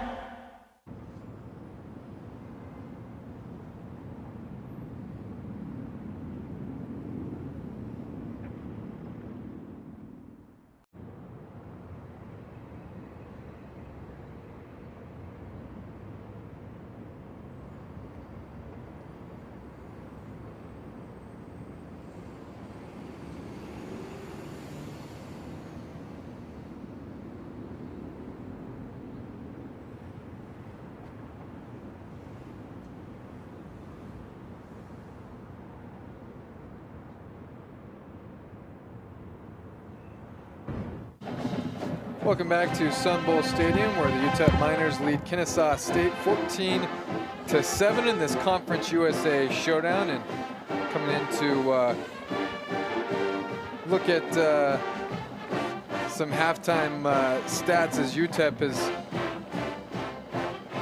as we're going to get into actually some highlights from across the league. Conference USA coming into action today. Western Kentucky and Jacksonville State both 4-0. Sam Houston at 4-1. This is a look at Week 10 as we came into Week 11 earlier today. Of course, New Mexico State playing at Florida International. The Panthers coming away with a 34-13 win to improve to 3-6 on the season. New Mexico State fell to 2-6.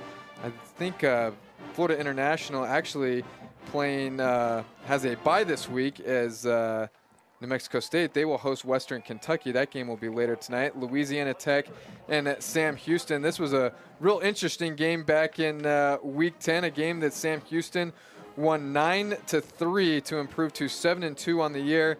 La Tech at 3-5 for the season. Certainly, La Tech, we have seen some interesting games already this year against New Mexico State, as well as UTEP ended up being a couple wins for them. And then how about this one? Kennesaw State and Western Kentucky. We've talked about how good the Hilltoppers have been so far this season. 4-0, outscoring their opponents in Conference USA action 155-66. They controlled this game against Kennesaw State in Week 10. As I mentioned just a second ago, Western Kentucky will actually be just down the road from us here in El Paso, Texas. They're in Las Cruces, New Mexico tonight to take on the New Mexico State Aggies. And UTEP last week had a tough game against Middle Tennessee, a game that we thought the Miners had an opportunity to win. I know head coach Scotty Walden said they thought they had an opportunity to win, especially out rushing the Blue Raiders, as well as winning the turnover battle in this game. Yeah, winning the turnover battle 3-1. At the end of the day, Scotty Walden wants his Miners to get the ball into the end zone.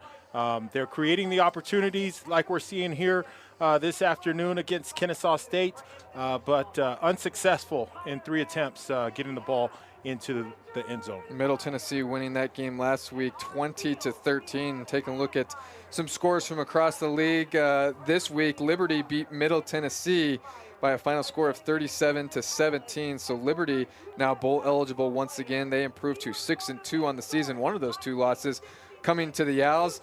Currently in action right now, Jacksonville State leading Louisiana Tech 21-14. That game is in the second quarter. And one more time, New Mexico State will host Western Kentucky. That game will kick off in just about 15 minutes from now. Here at Sun Bowl Stadium, we are getting set for the second half as UTEP leads Kennesaw State 14-7. Marketers are spread so thin. You've got to generate leads, then score leads, then contact leads. But is it leading anywhere? There's so much content to make, so many channels to manage across so many campaigns.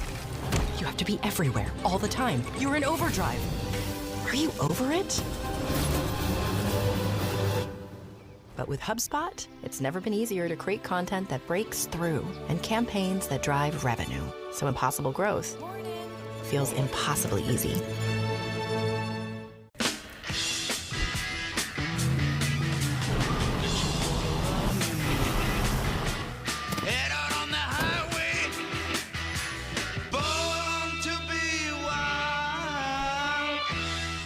Rinse it out.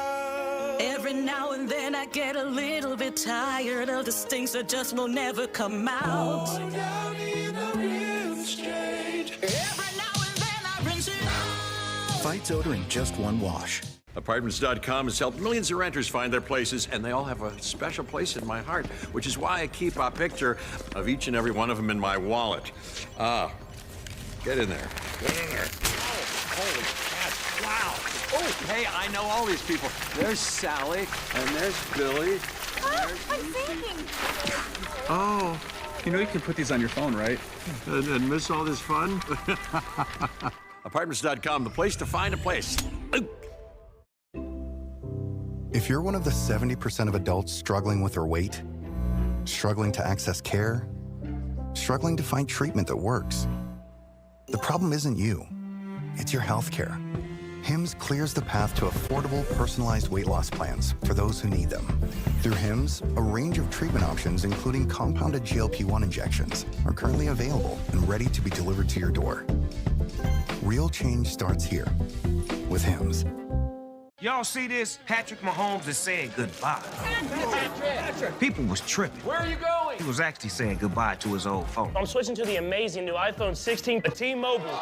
It's the first iPhone built for Apple Intelligence. That's like peanut butter on jelly on gold. Get 4 iPhone 16s on us. Plus 4 lines for $25. And save on every plan versus the other big guys. What a deal. That's a lot if you ask me. If y'all giving it away too fast, T-Mobile, slow down. See you later, Mr. Lee. Hi, Zoe. How can I help you today? Do you know if there's a less expensive option for my new Medicare prescription? Medicare? Really? I might have to see some ID, Mr. Lee. Here, let me check on that for you.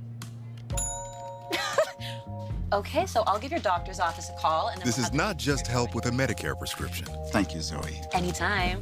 Bye. This is the human kind of help. Walgreens.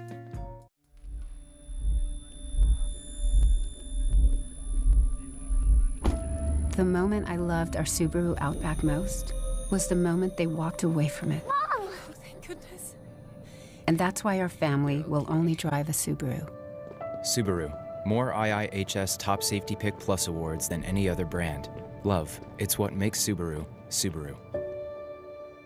Get special low rates on a new Subaru Outback for a limited time. Sun Bowl Stadium on a gorgeous Saturday afternoon for some Conference USA football. UTEP leading Kennesaw State 14-7. You take a look at some first half stats, and Ed, we talked about time of possession being something that the Owls really like to take away, and for them to be able to win a football game, they got to win this stat, and that's not what happened in the first half. No, in fact, it's surprising to me to see UTEP winning with 19 minutes. We talked about the contrast in style, the contrast in tempo. For the UTEP Miners, look, we've talked about it already, Andy.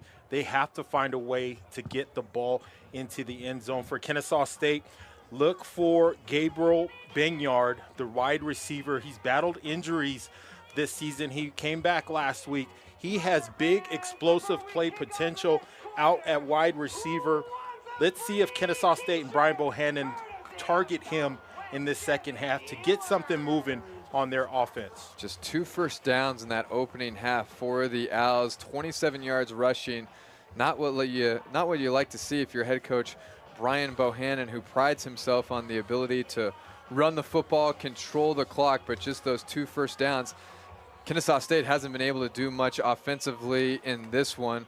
We'll see if Ed's second half adjustments lead to more opportunities for Kennesaw State. And Ed, if you're UTEP, you know, this has been the story for them really, especially the last 2 weeks. They've had opportunities to put more points on the scoreboard. They just haven't found ways to do it, whether it be having to settle for field goals. We saw that last week against Middle Tennessee. And here today, going for it on a couple different tries on fourth down and unable to come away with points. Yeah, you know, and maybe the answer is for Scotty Walden to open up that playbook down in the end zone. We saw, in that second quarter, targeting Marcus Vinson in the end zone. Skylar Locklear, a beautiful touch pass over the shoulder to Vinson. Let's see if they come up with a little more plays that we haven't seen previously from UTEP to try to get that ball into the end zone. Kennesaw State won the coin toss to open this game. They deferred to the second half, so they will get the football to start out with it. It was Davis Bryson getting the start at quarterback, 6 for 11, 33 yards, and the interception. Quay Ashley is the leading rusher for this Owls team, 4 carries, 21 yards in that opening half. Michael Benefield just 5 carries and 7 yards. Benyard 3 receptions, 12 yards. Ashley 2 receptions, 19 yards, and that has really been the only offense that Kennesaw State has been able to muster up. It has been that 97-yard kick return for a touchdown from Quay Ashley that has really been the difference maker and the reason that this Owls team is in this football game to begin with. Yeah, and let's talk about J.J. Clark and this UTEP defense. You already mentioned it earlier this game. Kennesaw State averaging 157 yards combined rushing, and for the UTEP Miner defense to have them under 50 yards for the first half, that is an incredible job by J.J. Clark and this defense of unit for the UTEP Miners, playing big here at the last home game at the Sun Bowl. And certainly not surprising either when you take a look at what UTEP has done over the course of their last 3 games. They've held their opponents to just 186 yards rushing combined in their last 3 games. That's 62 yards per game if you're keeping track. Defense has only allowed 55 points in their last 3 games. Of course, those 7 points that are up on the scoreboard right now for the Owls, those are credited to the special teams unit of UTEP. So they've pitched a shutout here, the UTEP defensive unit has. They lead Conference USA in sacks with 22 of them. That's averaging at least 2 a game. They've put constant pressure on Bryson as well. I know off the top of my head, Ed, of at least 1 sack. Make that, actually, I think 2 sacks in this football game for the Miners. And then, of course, the 9 interceptions now for UTEP. They had 6 all of just last season, as Corey Chapman was able to come away with a big-time interception in that second quarter that set up UTEP's second touchdown. Yeah, I think you said it already, Andy. 9 interceptions on the season, the most since the 2014 season for the UTEP Miners. Great things. We talk about it. Look, the record doesn't indicate it, but there have been glimpses of what this Scotty Walden program can and will be. Certainly has been that way on defense. Once again, the kick will go away from Quay Ashley, not giving him the opportunity to return it. Clemens has it, and he's actually across the 40. So it's going to be good starting field position here for the Miners as Flabiano trying to kick it away from Quay Ashley, who has the 97-yard return for a touchdown. They've kicked it away from him the last 2 times, and both times the Owls netting positive field possession. They'll start out with it near the 40. It will be Bryson back out to take the snap in the pistol formation. Michael Benefield behind him, the lone running back. 3 wide receiver set here for the Owls. Benefield the carry, trying to get that left edge. Going to be strung out and hit out of bounds. Give him a pickup of 2 on the play. Josiah Allen on the tackle. Good physical run by Benefield, trying to get the edge, the perimeter, putting his head down, delivering a blow at the point of contact. Running to the short side of the field on first down. On the far hash on second down. Miners showing blitz. They do blitz. It's play action from Bryson looking down the field. He's got a crossing route across the middle and a big play here out across the 30 to the 15, 10, 5. Touchdown all the way. How about that? Tykeem Wallace on the touchdown reception from Davis Bryson. Makes that Moss 60 yards on the play. Christian Moss on the touchdown reception. That is his 12th reception, first touchdown, second touchdown of the season for the Kennesaw State Owls. Their 4th passing touchdown of the season. Good looking play design there. The crossing route as Moss goes the distance. 60 yards on the score. PAT hits the upright, and it's no good. A rare miss there from Alston Welch. In fact, his first miss of the entire season, both extra points and field goals. We'll see if that comes back to haunt him. But coming away with 6 points there are the Owls. It's now 14-13. We're just getting started here in the second half from Sun Bowl Stadium.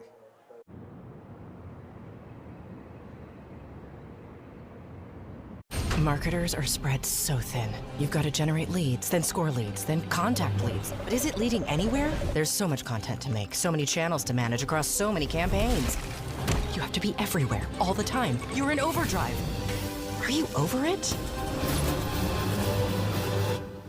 But with HubSpot, it's never been easier to create content that breaks through and campaigns that drive revenue. So impossible growth feels impossibly easy.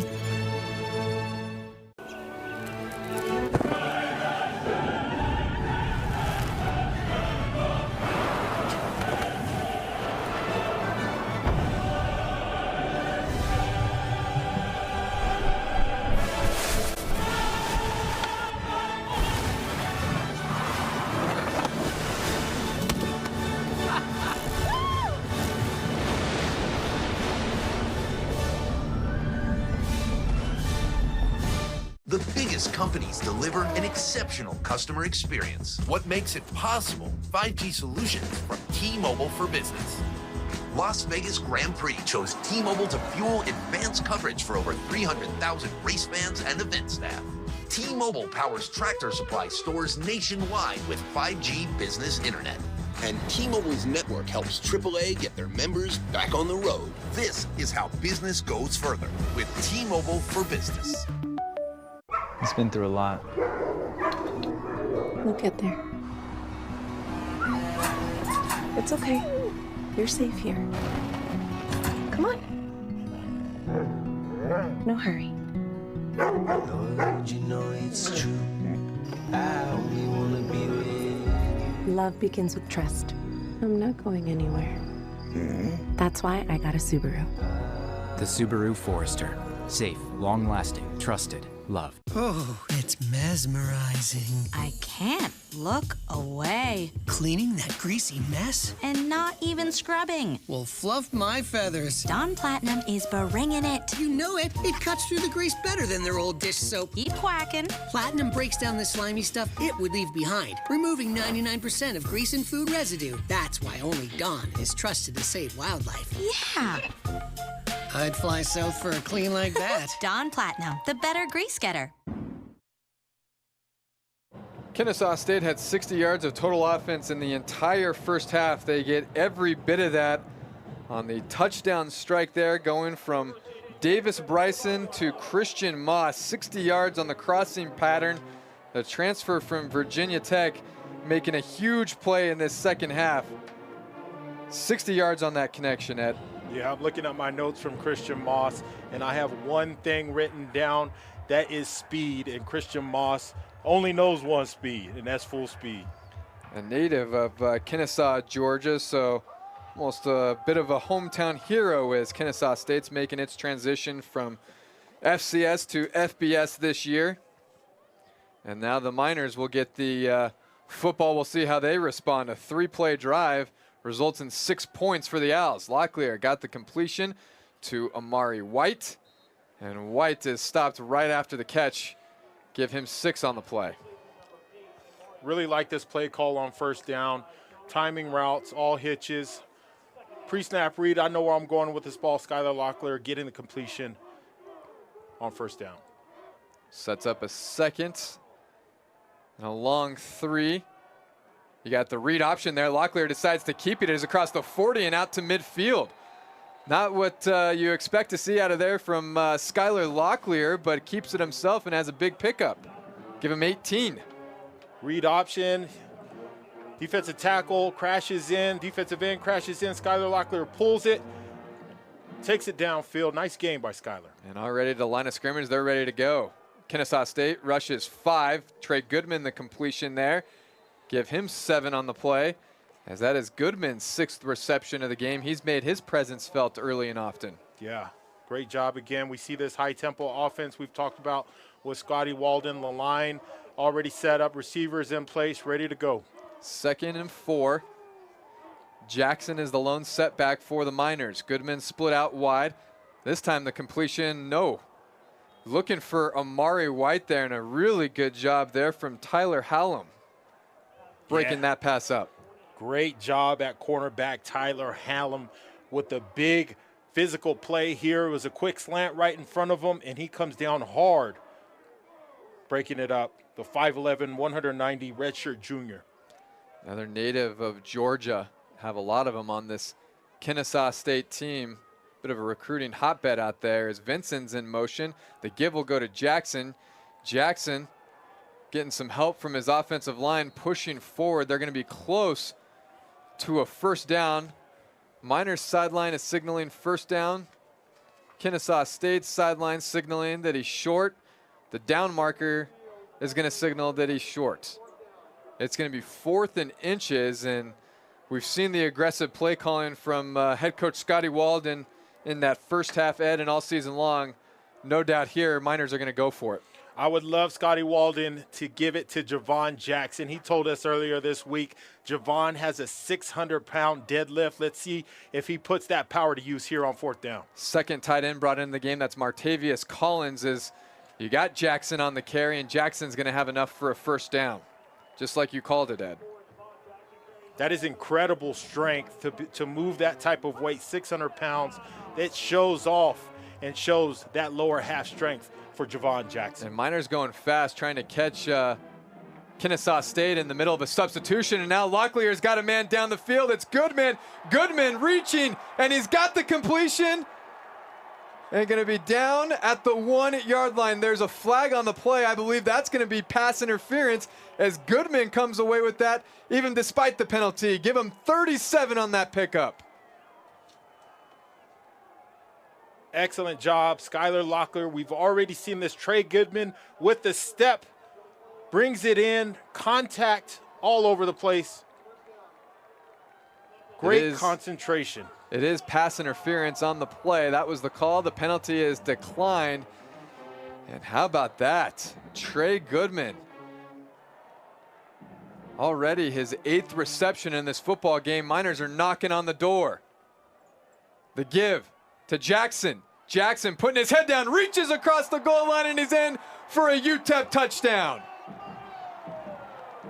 If at first you don't succeed, try again. Jackson looked like he was stopped behind the line to gain and then pushes forward, breaks the plane, and he's in for UTEP.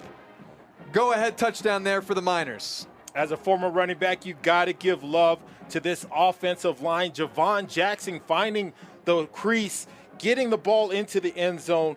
Ivan Escobar, the center. Otis Pitts, the right guard, pushing that line, that defensive line into the end zone. We talked about them getting into the on the goal line, putting the ball into the end zone, Andy.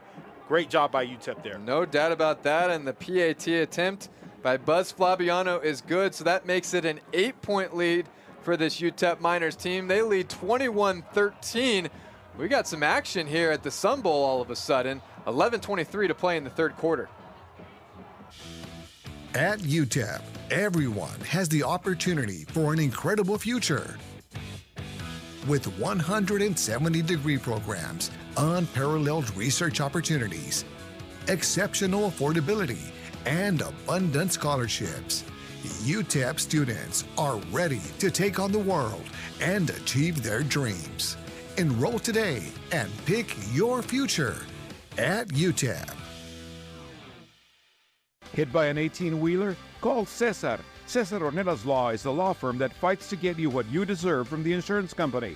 For his experience and success helping people like you after a serious accident, Cesar Ornelas has won numerous industry awards and was recently named Lawyer of the Year by the American Institute of Legal Professionals.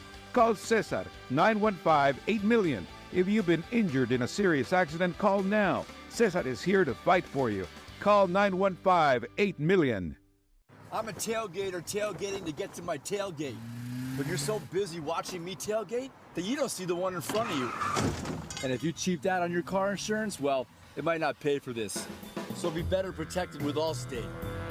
Hater Pete is in good hands with Allstate. Are you? Snap a picture of this QR code, enter basic information, and you might go home today with an exclusive gift from the Oscar Arieta Agency. Celebrating 27 years, get started at riseup915.com.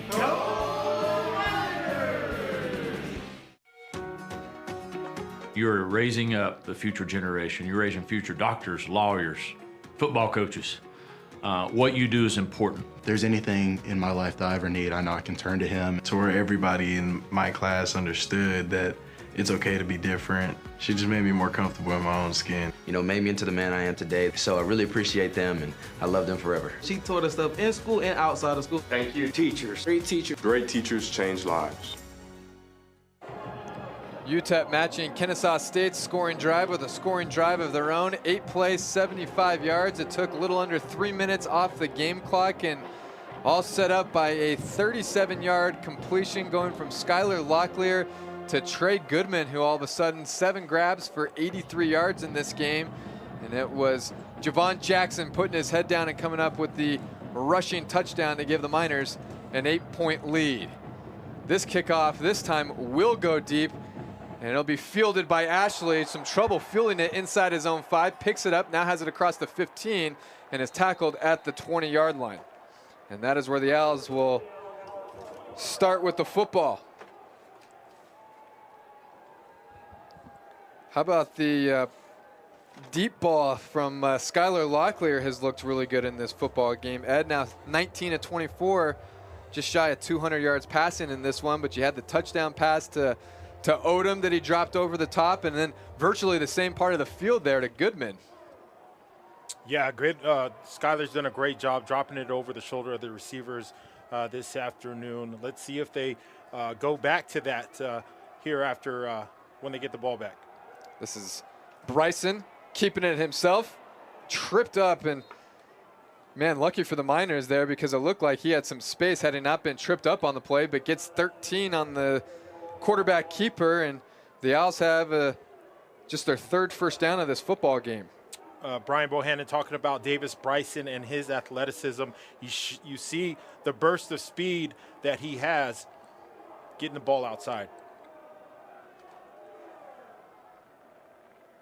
Benefield, the lone setback. It's a 2 wide receiver set here. And once again, you have the read option, but the give this time will go to Benefield. Benefield leans forward, pushes forward, and has a gain of 7. So it'll be 2nd and short now for the Owls. 3 pillars of the program for Kennesaw State: effort, attitude, and toughness.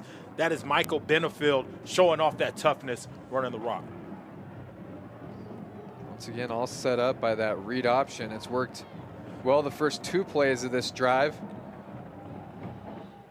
As we near the 10-minute mark of this first quarter, you have the end around on that play, and the Miners had it sniffed out. That was Gabriel Binyard on the carry. Ed, a guy that you said that they should try and find ways to get the football to, and they kind of force feed him here on the end around, but nowhere to go. Miners doing a good job containing that.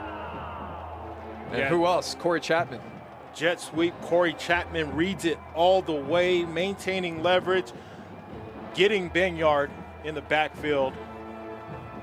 Yeah, excellent job, UTEP defense. Loss of 3 on the play, so now it'll be 3rd and 5 for the Owls. 2 wide receivers to the bottom of your screen. Bryson rolling right, now throwing back left, and he's got a man. That's a completion and a first down. Love the play design there as it goes to Connor Finar, who was wide open. Rolling right and then thrown all the way back across the field, and Finar was wide open. Yeah, a delay out the back. Connor Finar, 6'2", 215, the tight end. Great play call here by Coach Bohannon. So you got the first down, and all of a sudden, Kennesaw State is inside UTEP territory. Bryson keeping it on the read option across the 40. He's got the edge and the sideline and ran out of bounds inside the UTEP 30. 22 yards on the pickup there. I like the energy here for Kennesaw on this drive. Guys are bouncing around, offensive line flying around. Davis Bryson showing off those legs again. Looks like they're going to mark him out at the 33-yard line, so it's a pickup of 16 as the Owls are moving. 2 receivers to the top of your screen this time. Miners showing blitz. They do bring the blitz. Bryson's in trouble, and he's going to be dumped. That is Nate Dinan coming in and coming up with the sack on the play, and he had some help as well. Nate Diamond, the big Sam linebacker, 6'2", 230 pounds, Missouri City, getting into the backfield. This defense, Andy, has been the bright spot for this UTEP Miners the last 4 or 5 weeks. No doubt about that. It was Diamond who got there first. Chapman, they're providing the backup. He's been all over the football field, and now you're all the way back to the 41. It sets up a 2nd and 18 for Kennesaw State. Miners once again showing blitz. They do bring the blitz. The completion will go to Ashley. Ashley trying to make a man miss, and he had nowhere to go. Dorian Hopkins on the stop for the Miners, but he's going to be slow to get up on this play.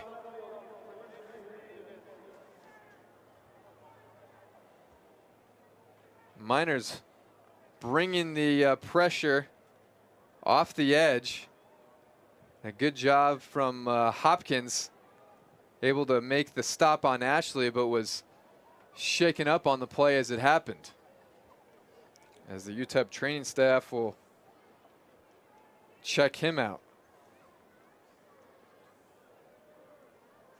Lance Russell, the Miner spur, did a great job identifying this play, breaking down in the open field and not letting that receiver get downfield.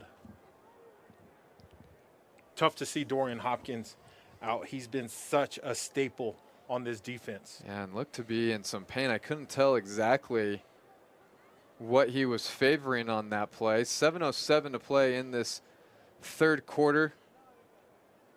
21-13, the Miners lead. We've had back-to-back possessions with touchdowns being scored. It started off with Kennesaw State on a 3-play drive, and then the Miners going 8 plays for their last scoring drive. And we are going to take a quick break as they check out Dorian Hopkins on the play.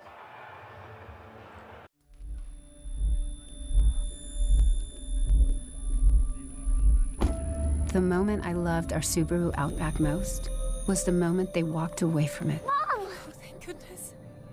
And that's why our family will only drive a Subaru. Subaru, more IIHS Top Safety Pick Plus awards than any other brand. Love, it's what makes Subaru, Subaru. Get special low rates on a new Subaru Outback for a limited time.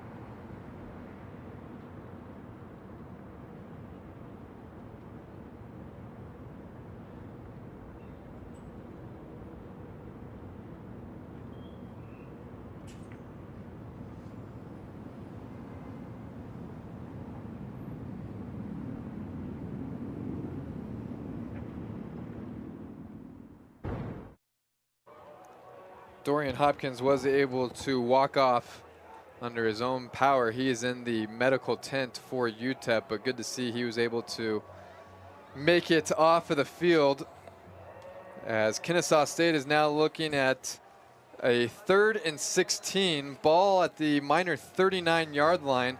I think if you're Kennesaw State here, you're just trying to get a big chunk play for a option maybe to go for it on 4th down. Bryson has the snap, trying to call his own number. He does on the quarterback draw, puts his head down. He's out to the 29-yard line.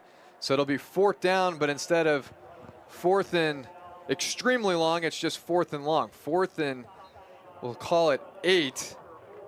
They're bringing on the special teams unit. And this is going to be the kicking unit. This is going to be a long field goal attempt here from Austin Welch, who missed a point after just a second ago. This will be from 49 yards out.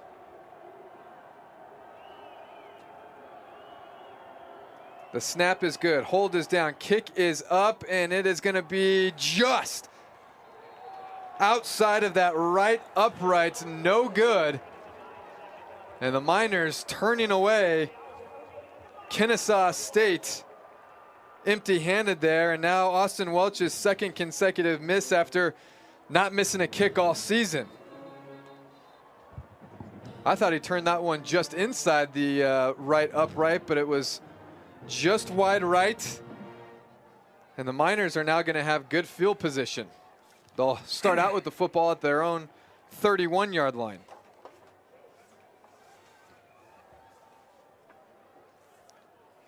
Javon Jackson back into the game at running back for the Miners. He's been excellent in this one, 16 carries for 51 yards as Locklear has the pass and he had a whistle before the snap. Penalty markers are down. And I believe you saw some early movement there on UTEP's front.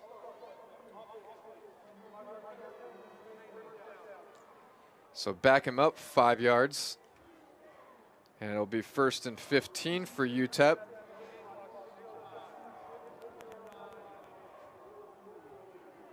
They'll reset the game clock. Skylar Locklear in this game, 19 of 24, 191 yards through the air and 2 touchdowns. He's leaned on Trey Goodman in this game, 7 receptions for 83 yards. As Goodman all the way at the top of your screen, Odom is lined up in the slot. Vincent the tight end, Locklear play action. Looking deep, now going to scramble to his left. He'll keep it himself and pick up 3. Wanted to take a shot down the field, just didn't have anybody, made the smart decision and kept it himself. Yeah, this was a great job by this Kennesaw State Owls secondary. Not getting beat deep. That's the free safety, Markel Redding, not getting beat deep on that big deep post route. Was looking for Goodman on that post route. Didn't have him. Made the wise decision to tuck it and run. Play clock inside 5 seconds now on the 2nd and 13. Miners got to get it off. They do. The give goes to Jackson. Jackson's met in the backfield. He's not going anywhere. Once again, Tamarius Walker in the backfield causing havoc for the Owls. So it's going to be 3rd and 13 for UTEP. So you have the nickel package in now for Kennesaw State, and the Miners will bring on some extra receivers. Pretty clean series here from Kennesaw State on the defense. Coach Brian Bohannon wanted to minimize their own mistakes, get out of their own way, and they're doing a good job here in this series. Skylar Locklear keeping it on the QB read, and man, I'll tell you what, read that play perfectly. Making the play in the backfield is Garland Benyard. We talked about the big inside linebacker, Garland Benyard, 6'1", 225 pounds, the redshirt junior from Ocilla, Georgia.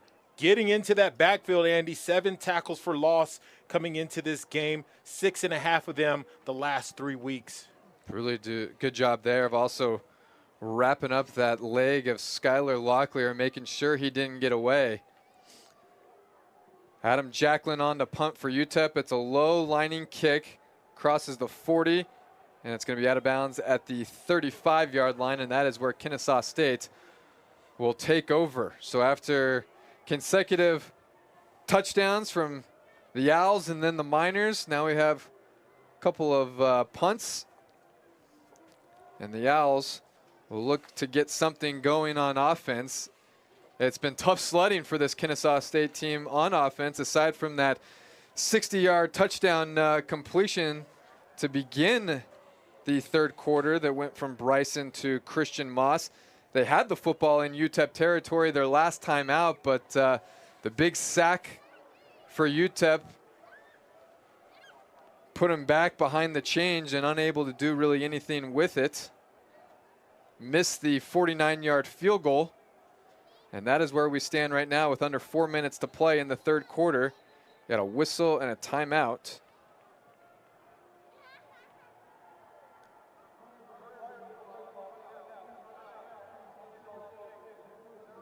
And Kennesaw State's going to be forced to use a timeout here in the third quarter.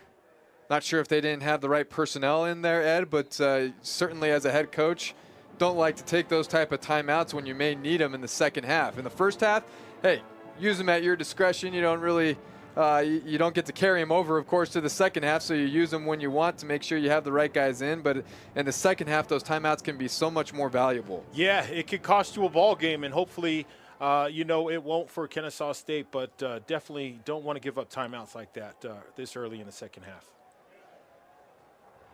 They have a 3 wide receiver set in to begin this possession here in the third quarter, 3:53 to play. Bryson gives it to Benefield. Benefield is stopped in the backfield by a swarm of orange jerseys. KD Johnson in on that play to start, and then he had some help from his friends. The big senior getting into the backfield, reading the read option, hanging on and not letting go. That is being disruptive for this defensive line for the UTEP Mariners. KD Johnson with the big play. Also the hands, the strength of the hands there for a defensive lineman, so underrated. Big time play there from Johnson, loss of 1 on the play. Bryson going to take a shot down the field and overthrows his intended target. He was looking, that jersey's folded over. I can't tell if that's Moss or Wallace. I believe that was Wallace. There you go. Intended target, Wallace on the play, overthrew him. It'll set up 3rd and 11. This was a great job by strong safety Dylan Williams, getting his head around, finding the ball. That could have easily been a pass interference call, but great job by Dylan, turning and looking and finding the ball. So a 3rd and 11 now for the Owls. You have 3 receivers to the top of your screen, 1 at the bottom. Throw is too high, too tall for his intended target there. Was looking for Moss, and the Owls are going to have to punt away the football. J.J. Clark dropping 7 in coverage there. Excellent job. This Miner secondary, I've been impressed with their play for most of this game today. And you see, he actually looked like had him on the play. It would have been short of the line to gain, something to note there. And nonetheless, it's going to force a punt from Kennesaw State. Trey Goodman has his heels at the 25-yard line, and a good-looking punt once again. Fielded it inside the 10. Here goes Goodman. Goodman's got some lane on the left side, makes a man miss across the 40, and a good-looking return once again from Trey Goodman. He has been elite in the special teams department. You have a flag that was thrown at the 30-yard line. We'll check on that. I love the way he leverages this defense. Let's check on the penalty.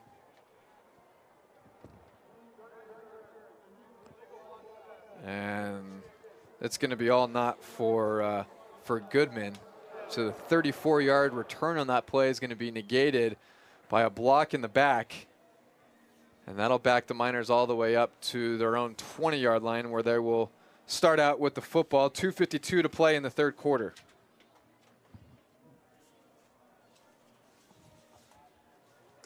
Unfortunate for UTEP there. Goodman has been so good in the absence of Cam Thomas. Usually does the return game for the Miners. Unable to go in this one, a non-football related injury.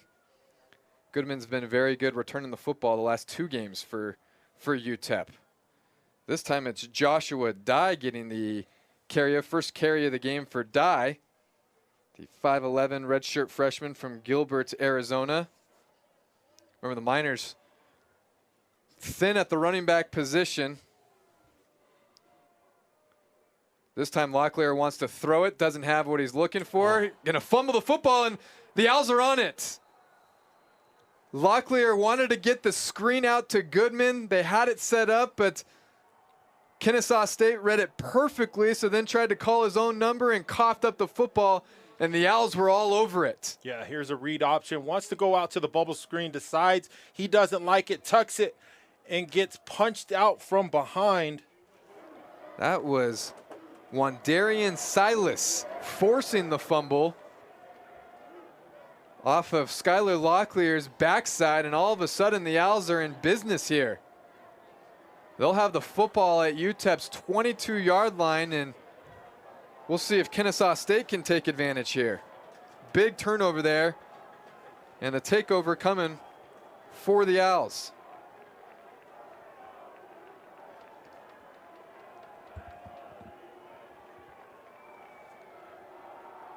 And that is Benefield on the carry. He has it across the 20-yard line. Give him 4 on the play. As we are nearing the 2-minute mark of the third quarter, the Owls down 8. 21-13. We've been even, I shouldn't say even, 7-6 in the scoring department. That extra point missed by Welch makes this an 8-point game.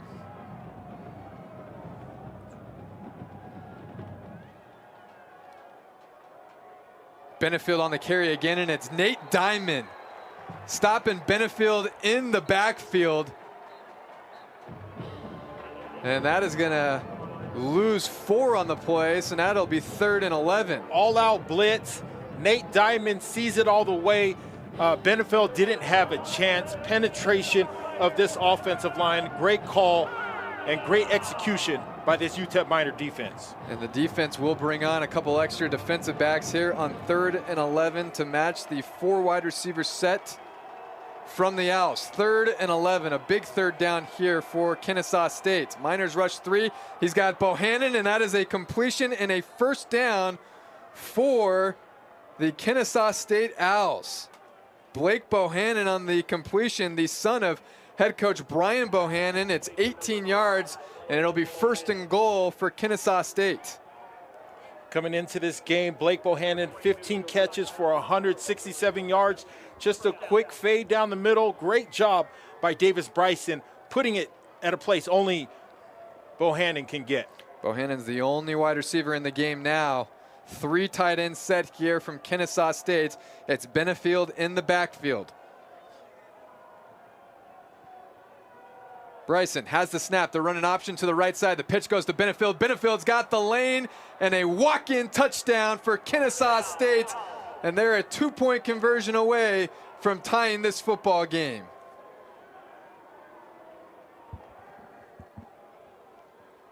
And you can hear a pin drop here in Sun Bowl Stadium as Bryson strings out the play, forces UTEP to make a decision on him, pitches it out to Benefield, who comes in with the walk-in touchdown from 5 yards out.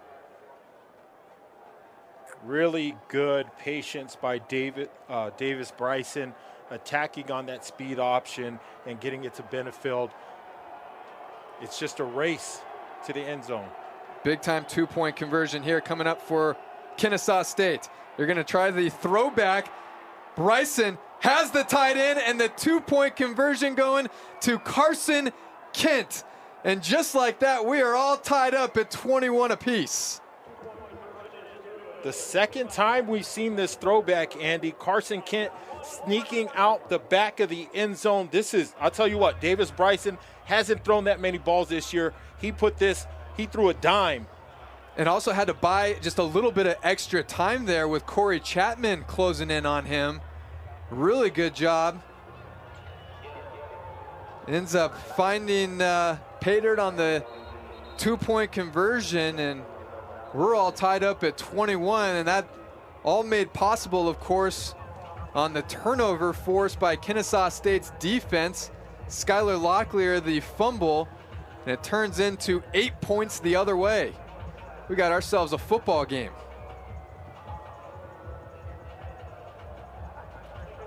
"25 seconds remaining in this third quarter. We'll keep it here. So now Kennesaw State's outscoring UTEP in this quarter 14-7 to get back in this football game. It'll be Austin Welch to kick it deep.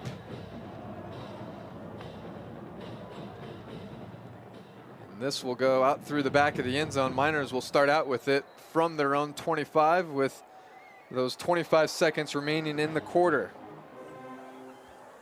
So remember, Kennesaw State went into the half with just 60 yards of total offense. They're now up to 192 yards of total offense, so it's been a little bit of a offensive explosion for the Owls here, and Ed, a lot of it has actually come through the air. The Miners have still done a great job stopping the run, just 69 yards rushing for Kennesaw State, but Bryson at 123 yards now through the air. That is the biggest stat for me, Andy. 123 yards for a team that runs triple option. Are you kidding me? Javon Jackson will get the carry, give him 3 yards on the play, and I think that is going to take us to the end of this third quarter, unless Scotty Walden wants to try and run another play here on second down. It doesn't look like he will, and we will change ends for what is going to be an entertaining fourth quarter. We are all tied at 21. Come on back to the Sun Bowl with us for what is going to be a fourth quarter, remember.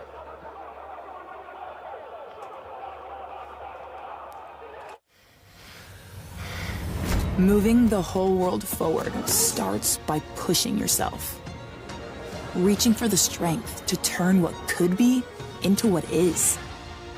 Digging deep, blazing trails, and never going it alone. It's who we are, and it's what keeps us all rising. Determination, that's our tradition.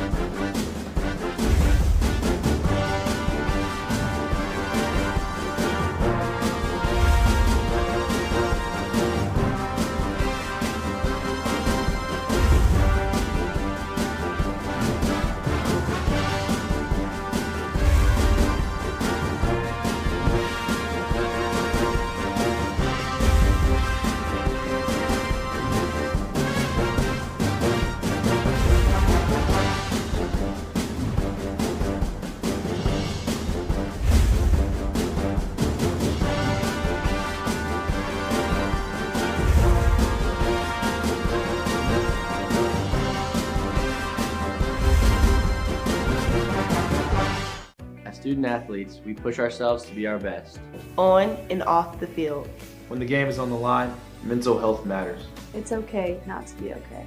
Of the 500,000 student athletes in the NCAA, nearly 20% say that they are suffering from depression or anxiety. It's time to break the stigma.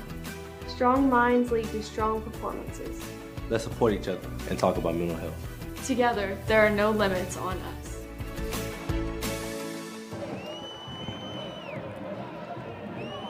Ready to go for this fourth quarter. UTEP and Kennesaw State all tied at 21.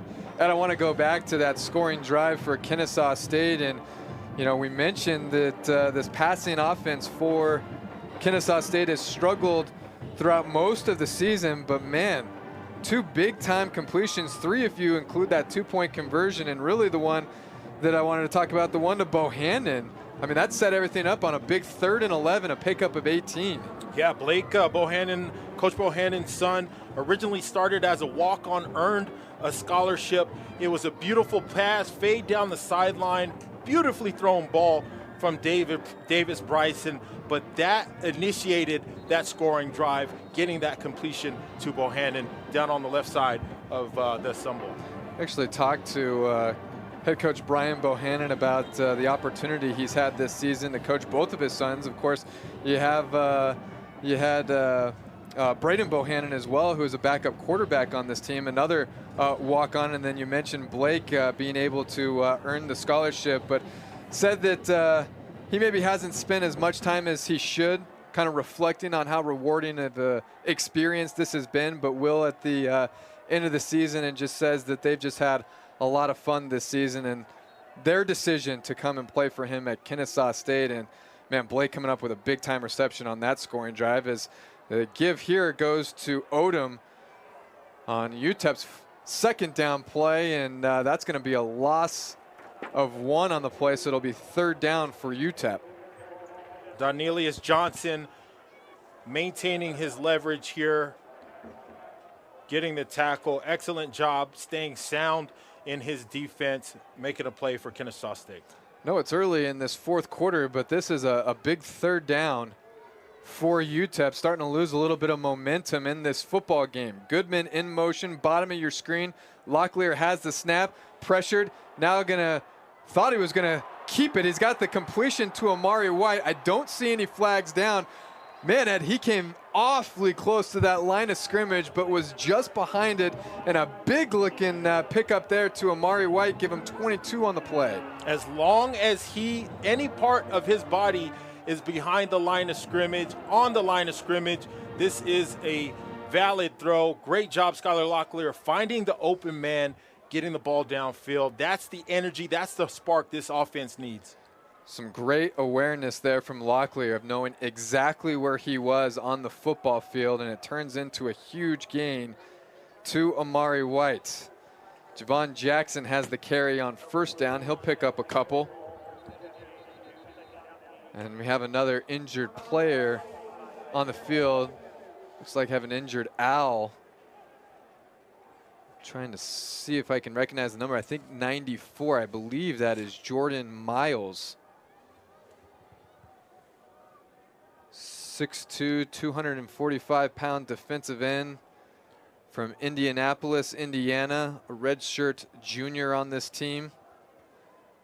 You know, Andy, both you and I have played this game. When you get late into the season like this, sometimes your body just starts giving out. You never want to see guys getting hurt, getting injured, but it's good to see him up on his feet, walking off on his own. It was Jordan Miles, so he'll come out for a play. Will be replaced, I think, by Jahan Myers, another redshirt junior on this team, as UTEP will have it 2nd and 8. They're once again inside Kennesaw State territory. If I'm Scotty Walden, I'm telling my team ball security is crucial right now, fellas. Wrap up the ball, secure that ball. Skylar, don't turn the ball over. He's got Jackson in the backfield. Locklear, pump fake, now taking a shot down the field. He's got a man, that's Goodman, dragging the leg. He's got the foot down and the completion. How about that catch from Trey Goodman, using the dog leg on that one? Trey Goodman is going off on the double move. Pump fake by Skylar, getting it out to Trey. Excellent catch over the shoulder, getting his foot in bounds. 35 yards on the completion. That brings him over 100 yards for the day. And right before UTEP is able to get the snap off, they're going to take another look at this one. I don't know what they used to call this for you, Ed, when you were playing. We practiced this drill as wide receivers and called it like the dog leg, somehow able to kind of pick that leg up before it stepped out of bounds and drag the other one. Well, back at Irvin High School, Andy, we used to call this the old okie doke. Okay. And, this is an excellent job. Trey Goodman showing his athleticism. The devil is in the details. Skylar Locklear gives the pump. It was a double move by Trey Goodman. Down the sideline, over the shoulder. See how he holds that right leg up and able to drag that left one? I think that's a completion, but I've already been wrong once today, so.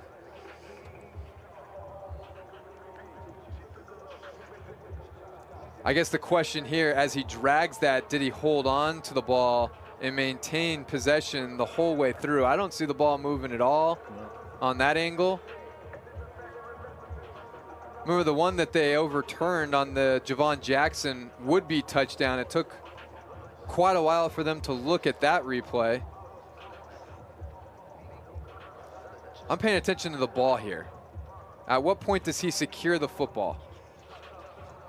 Because that, you see the black pebbles dragging right there.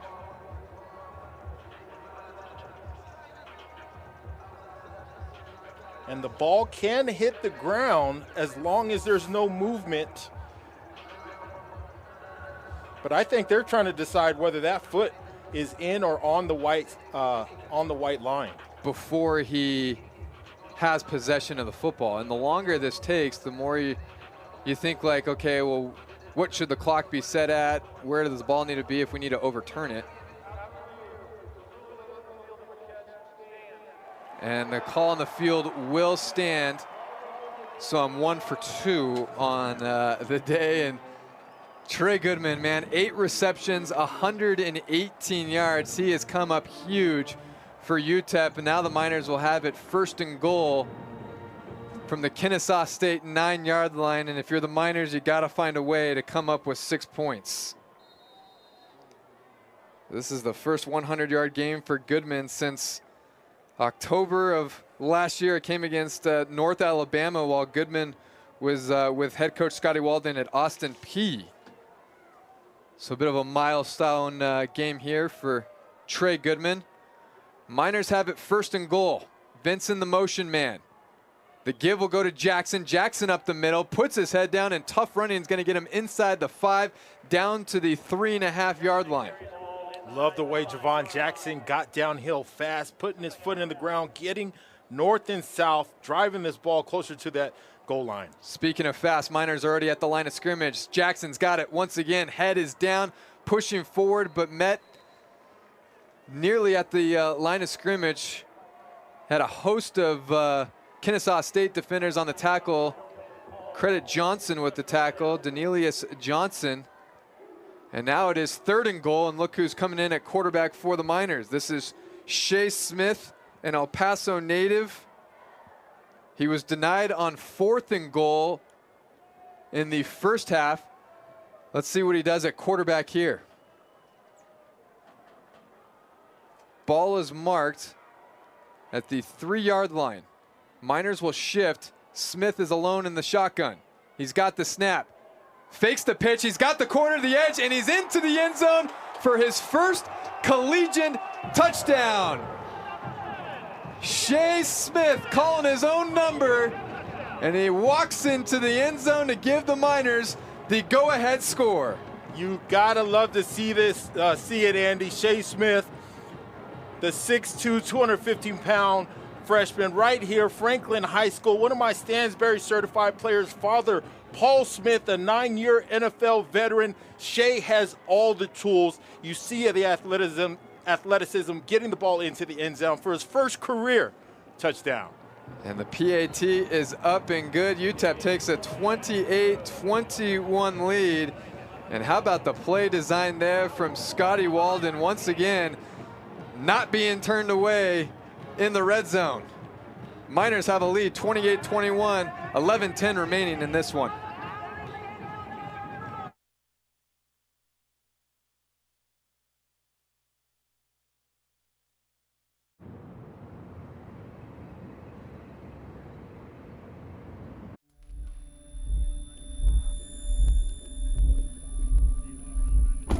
The moment I loved our Subaru Outback most was the moment they walked away from it. Mom! Oh, thank goodness.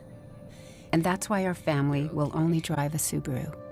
Subaru, more IIHS Top Safety Pick Plus awards than any other brand. Love, it's what makes Subaru, Subaru.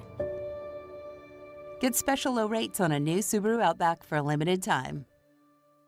NHL on ESPN Plus is back. Enjoy 1,000+ out-of-market games and so much more. That's hockey on ESPN Plus.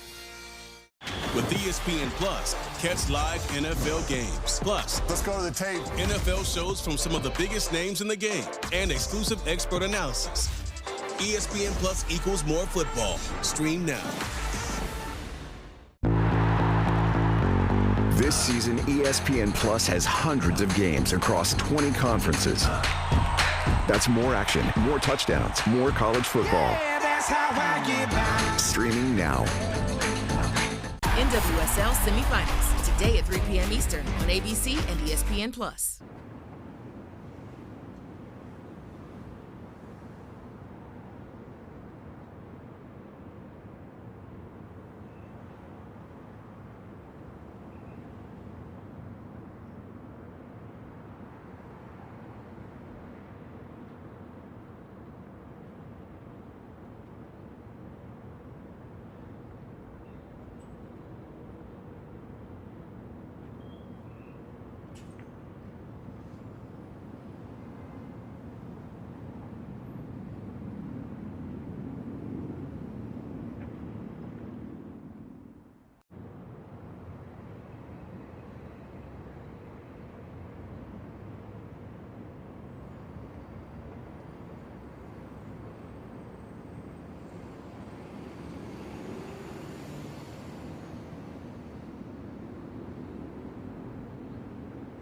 Shea Smith with the go-ahead touchdown for UTEP.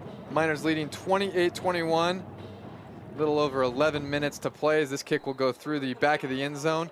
Kennesaw State will start out with the ball at their own 25-yard line.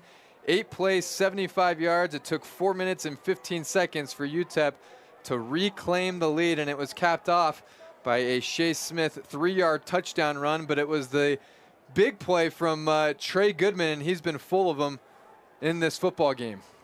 Scotty Walden talked about having explosive plays. The big pass to Trey Goodman, keeping his foot in bounds, and Shea Smith, the true freshman, running it into the end zone. Beautifully executed by the UTEP Miners. And Bryson will call his own number and had a opening there, nearly closed on him. Diamond was able to make the stop on the play. Otherwise, Bryson had some room to work with on that far sideline. He'll gain 9, and it'll be second and short as we're under 11 minutes to play here in the fourth quarter. We've seen this Kennesaw State offense come alive in the second half, particularly through the air with Davis Bryson. Also done a good job running the football. Benefield is his lone setback. Benyard in motion. It'll go to Benyard. He's got the completion and the first down. This is a great job by Gabriel Benyard, adjusting to the football, making that catch, protecting himself. Gabriel Benyard, one of their big playmakers, one of their explosive playmakers. Look for them to target him again on this drive. Got it at their own 45-yard line now as Benefield gets the carry, and he is met right at the line of scrimmage. And stop me if you've heard this before, but KD Johnson has made a stop in the backfield. KD Johnson is just a force at that defensive front. Again, 6'1", 275 pounds. You are not running my man over. He said, no, get back. Great play, KD Johnson. Benefield met right at the line of scrimmage, so no gain. It's 2nd and 10. Bryson in the pistol. 3 wide receivers, 2 of them to the top of your screen. Miners showing blitz. They bring everyone. The give goes to Benefield. Benefield sliding past that initial wave and gets across midfield. Miners almost look like they over pursued on that play. Yeah, Benefield does a great job here. You would think the Miner defense was going to get him in the secondary, but Benefield puts his head down and slices through, like you said, Andy, breaking that initial level. So it's a pickup of 8, and it'll set up now 3rd and short for the Owls. We'll call it 3rd and 2.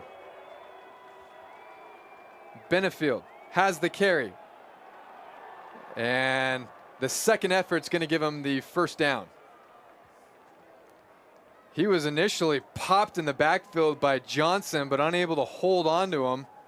Benefield bounced off of that tackle and able to push forward for the first down. This is a great job by Benefield, not stopping his feet, keeping it going and keeping pushing. He's a big boy too at 5'7", 205 pounds.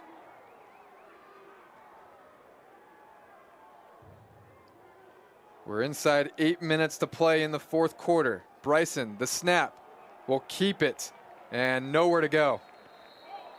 Ball is out, but as after the whistle and after forward progress was stopped, Corey Chapman in on that play. So was Diamond. Nate Diamond in on that stop for the Miners. Xavier Smith ripping that ball out, but I believe the whistle had already blown. Yeah, just a little late there.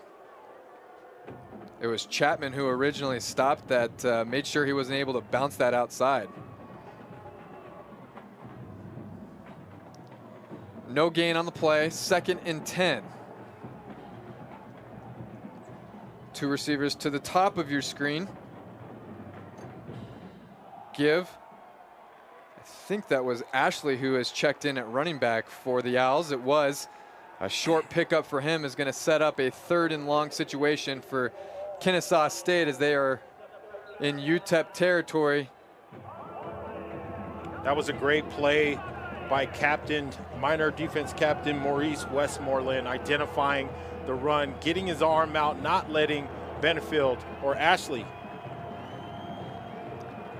Kennesaw State with a 3rd down. They're 4 of 13 in this football game on 3rd downs. They need another one here. Miners showing pressure. They bring 4, swings it out to Ashley, and Ashley's got nowhere to go. Nowhere to go there. How about the stop there for the Miners on 3rd down? Coming up from the cornerback position, Amir Boyd Matthews on the stop, and he came screaming.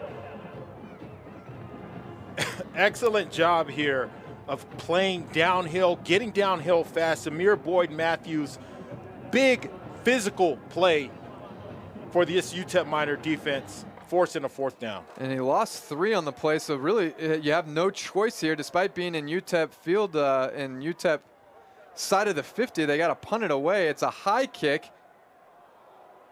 and it's going to hit and land out of bounds. We'll see where they mark it.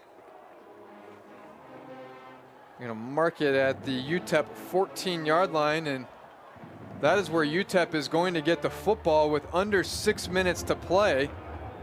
If you're head coach Scotty Walden, as they huddle up on that Miners sideline, I mean, the football game is right there. It's yours for the taking. As we're going to step aside now for a timeout. UTEP up 28-21, 5:44 to play at the Sun Bowl.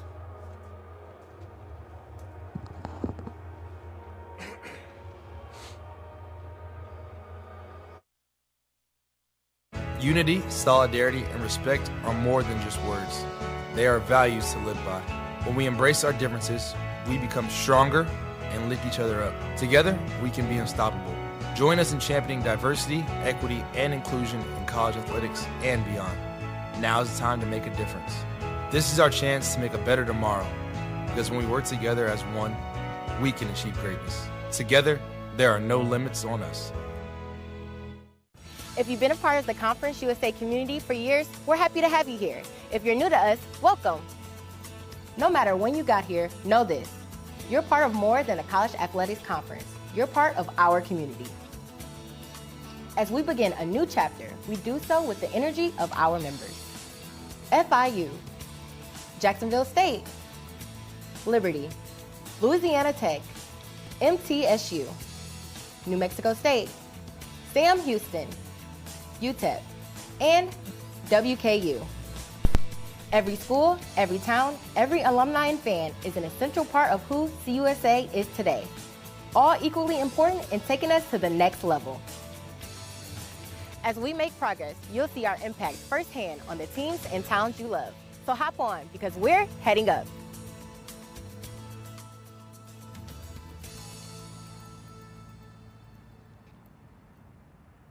Hit by an 18-wheeler? Call Cesar. Cesar Ornelas Law is the law firm that fights to get you what you deserve from the insurance company. For his experience and success helping people like you after a serious accident, Cesar Ornelas has won numerous industry awards and was recently named Lawyer of the Year by the American Institute of Legal Professionals. Call Cesar 915-8000000. If you've been injured in a serious accident, call now. Cesar is here to fight for you. Call 915-8000000. We're under 6 minutes to play here at Sun Bowl Stadium. UTEP leads Kennesaw State 28-21. Miners with the football at their own 14-yard line, and expect to see a heavy dose of Javon Jackson here. Javon Jackson, 21 carries, 62 yards. They'll swing it out to Odom on the completion. And on the bubble screen, we're able to get to the 20-yard line, make that the 21-yard line, and give him 6 on the play. Nice, easy, high percentage throw, getting it to Odom, getting downfield. And the clock now under 5.5 to play, and you see the Miners in absolutely no rush. A team that likes to play up tempo, a team that likes to run a lot of plays. That is not what this situation is calling for. This time the give will go to Jackson, but he's met in the backfield, absolutely nowhere to go. Tyler Scott coming up with the stop there for the Owls.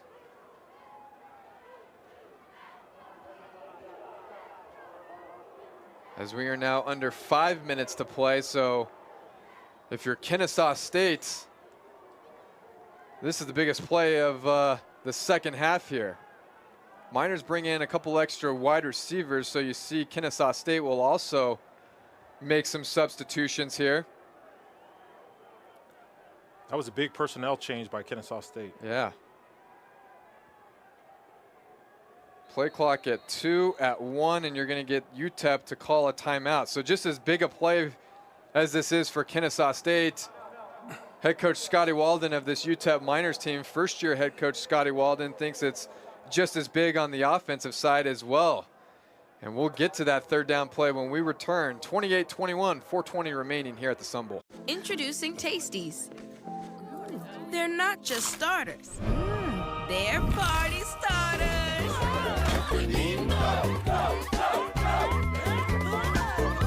Tasties. Feed the fun. Ooh, stuffed up again? So congested. You need Sinex saline from Vicks. Just Sinex? Breathe. What is... Wow. Sinex? Breathe. Ah. Liberty Mutual customized my car insurance, so I saved hundreds. With the money I saved, I thought I'd get a wax figure of myself. Cool, right? Look at the craftsmanship. I mean, they even got my nostrils right. It's just nice to know. Years after I'm gone, this guy will be standing the test of time. He's melting. Oh, geez. No. Okay. Only pay for what you need. Liberty, liberty, liberty, liberty. I was so excited when I heard this sandwich was back. I was like, Cloud 9. 2 words, Cloud 9. What's up? This is Mike. And this is Celia. And a little thing we love about the Chick-fil-A Honey Pepper Pimento Chicken Sandwich is the symphony of flavors. You can always count on that crispy, tender, juicy chicken, and it's got pickled jalapenos, and it's so good. My favorite part is the pimento cheese. Topped off with the honey, it all comes together perfectly. I like the original. I like the spicy chicken fillet. But either way, you're getting a winner. Real customers paid for their testimonials. Time out, time out, time out, time out, time out! Listen up, get tight. This is the most important timeout I've ever called. Things are getting out of control out there. And we need to regroup. Hate. Hate. Hate. Hate is winning out there. Not on these fields. In our communities. On our streets. In our schools. And we need to stop it. So let's take this moment to change the momentum. And call a timeout on hate. Together. Together.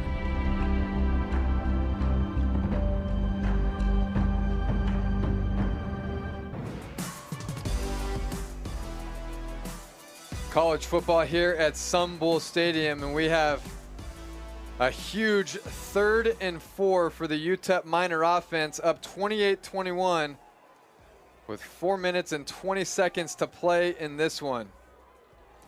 Ed, what are you looking for here from Walden on the play call? I'm not looking at X's and O's, Andy. This is going to come down to the 2 E's, effort and execution. Locklear in the gun. All-out blitz from Kennesaw State, and Locklear is dumped. Danelius Johnson in on that sack. I believe they also brought Sidney Porter on the play.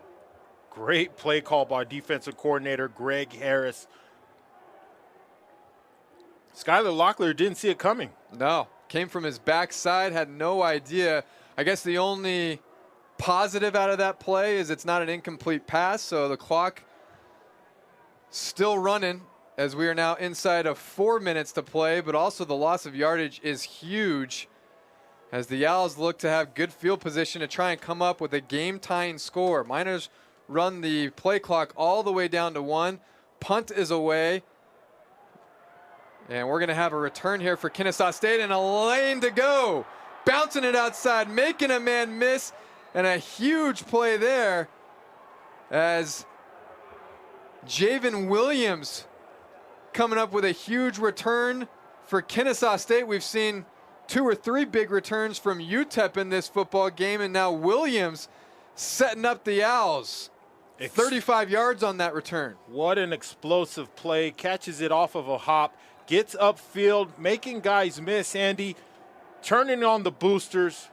Excellent return to set up this Kennesaw State offense. 3:22 to play. Kennesaw State is in business. Benefield, the lone setback. He gets the carry. He's got a lane. Nate Diamond coming up with another tackle for UTEP, but not before Benefield gets to the 15 of UTEP and picks up 5.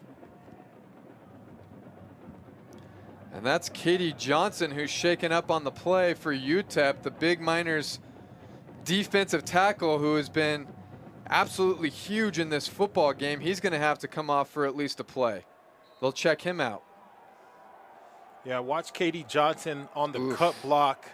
That's tough to watch. That right knee.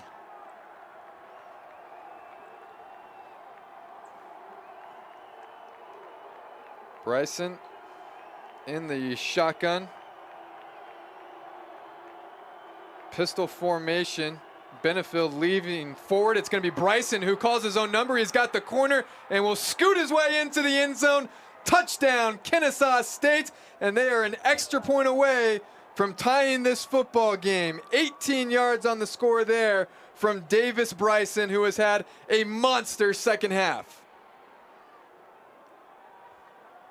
Read option here for Davis Bryson. He's reading the end man on the line of scrimmage, meshing with Benefield in the backfield, decides to pull it. It's a race to the pylon, puts his foot in the ground for the touchdown, executed perfectly by quarterback Davis Bryson. A PAT is up and good, and just like that, we are all tied at 28 with 2:43 to play. We'll keep it here. Of course, that was all set up by the huge punt return from Javen Williams.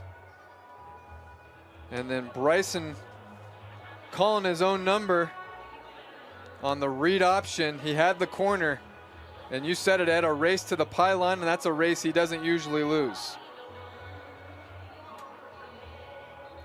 His second rushing touchdown of the season. And now UTEP's got to figure out a way to get something going on offense. Completely different situation now as they will get the football. And it looks like Katie Johnson, number 7, we saw in that last series, out for the remainder of the game, Andy. So let's see how that plays out with 2:43 left in this ball game. Certainly, if you're UTEP, you don't want that to be a factor at all. You'd like to hold on to the football for the next 2 minutes and 43 seconds and try and come away with a scoring strike, whether that be getting the ball in the end zone or through the uprights. Ashton Nickelberry is back deep for UTEP to receive the kick. He hasn't had an opportunity so far. And he's going to get an opportunity here. This is Nickelberry inside his own 5, out across the 20, and is spilled at the 23-yard line. That is where UTEP will take over. 2.5 to play.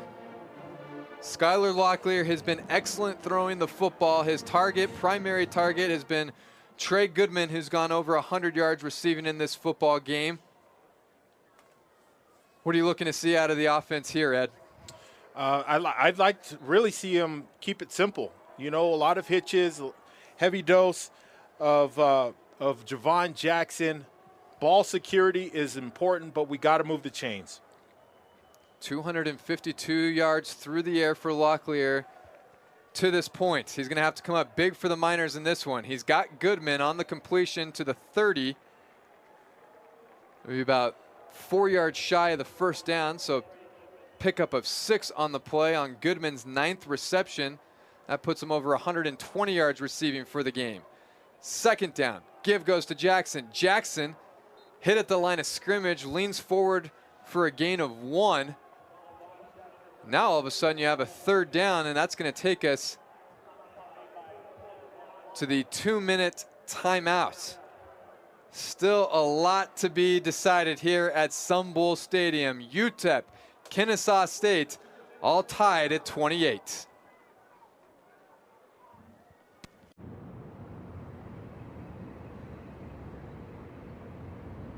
Marketers are spread so thin. You've got to generate leads, then score leads, then contact leads. But is it leading anywhere? There's so much content to make, so many channels to manage across so many campaigns. You have to be everywhere, all the time. You're in overdrive. Are you over it? But with HubSpot, it's never been easier to create content that breaks through and campaigns that drive revenue. So impossible growth feels impossibly easy. Sounds like you need to vaporize that sore throat. Vapor drops? It's sore throat relief with a rush of Vicks Vapors. Vaporize sore throat pain with Vicks VapoCool Drops. Y'all see this? Patrick Mahomes is saying goodbye.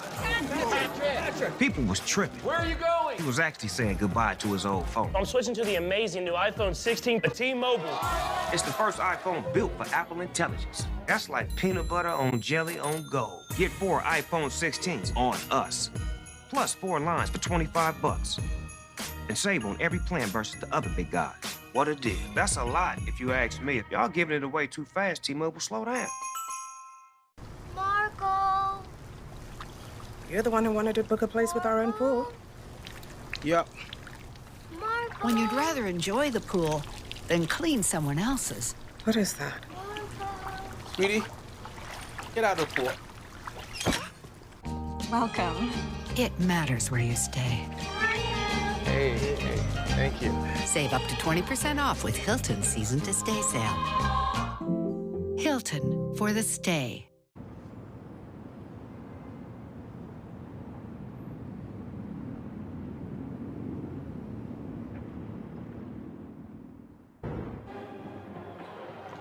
Two minutes to play here at the Sun Bowl. A lot still left to be decided. A big 3rd and 2 up and coming for this UTEP offense as we are all tied at 28. Kennesaw State coming away with the game-tying score late in this 4th quarter. Touchdown run coming from Davis Bryson, his 2nd of the season. And now UTEP with an opportunity to win this game, but they got to get past a 3rd and 2 here. They'll line up quickly at the line of scrimmage. The give goes to Jackson. Jackson trying to push his way forward. I'm not sure he got the first down, Ed.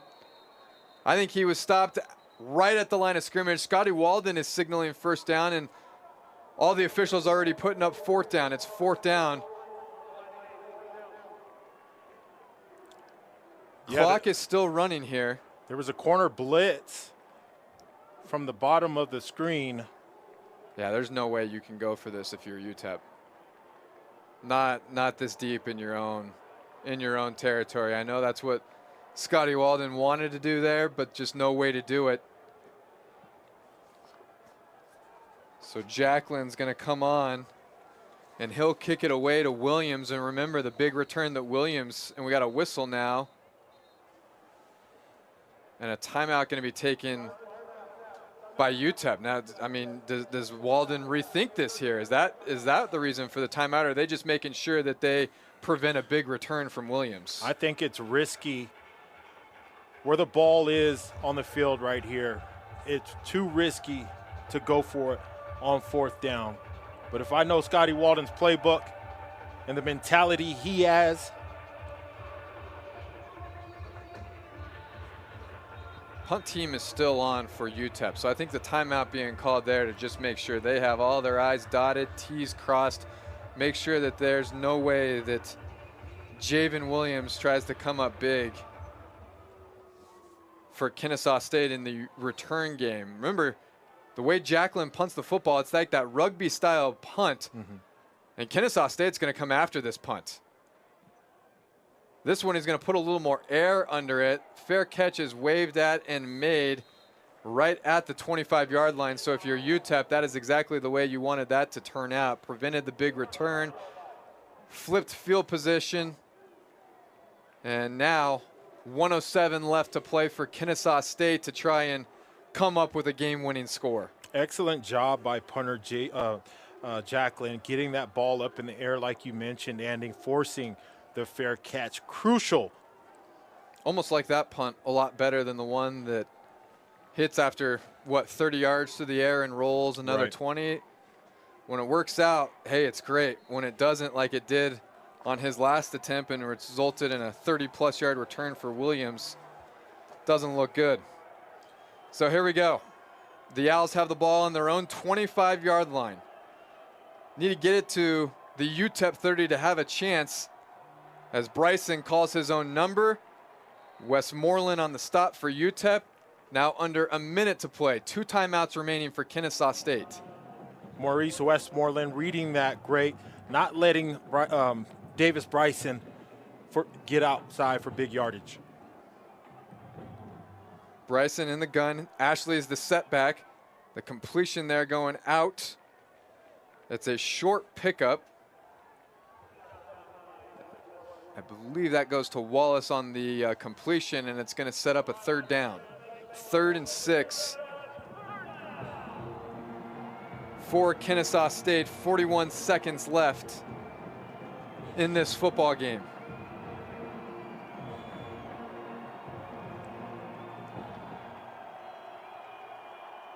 Bryson in the shotgun. UTEP bringing pressure. Completion to Wallace. Wallace out across the 40. And a 1st down with 34 seconds to play. It's a 1st down.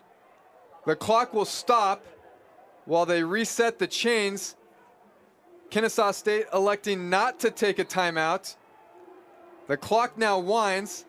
The Owls will get the snap off. Bryson dumps it to Ashley. Ashley has it across midfield, and now you're going to get the timeout. Good looking execution here from Davis Bryson and this Kennesaw State offense. They got the Owls in position here. What would you say, Ed? Another 20 yards and they're in business to try and come up with an Austin Welch field goal. Yeah, beautifully executed. You know, you don't think a team that runs triple option out of pistol, you don't expect them to have a great 2-minute offense. We already know Kennesaw State doesn't throw the ball well downfield, but Davis Bryson was methodical here, marching down, getting those completions. Great job by the Kennesaw State quarterback. And also the awareness there. They didn't spend the timeout after that big 1st down play. Instead, they rush up to the line of scrimmage, knowing that the clock stops after the 1st down, and able to get 7 yards on this completion and then use the timeout. You don't burn a lot of time off the clock, as our game clock is now at 23 seconds. And Kennesaw State still has 1 timeout remaining. And that was a great job by Davis Bryson, taking what UTEP was giving them. You know, you have Benefield hooking up as your outlet, finding him.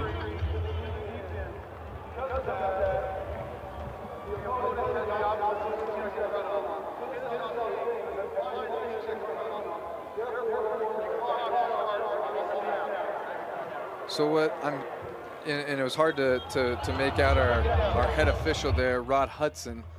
But what, if I understand that correctly, there was an injured minor down on the play. I'm not sure if Kennesaw was forced, in fact, to use that timeout. No, so the timeout was charged to UTEP. So Kennesaw still has 2 timeouts remaining now with 23 seconds. A lot of options here if you're the Owls. Bryson has the snap, stepping up in the pocket. Now he's going to tuck it and run. A short gain there, going to use a timeout.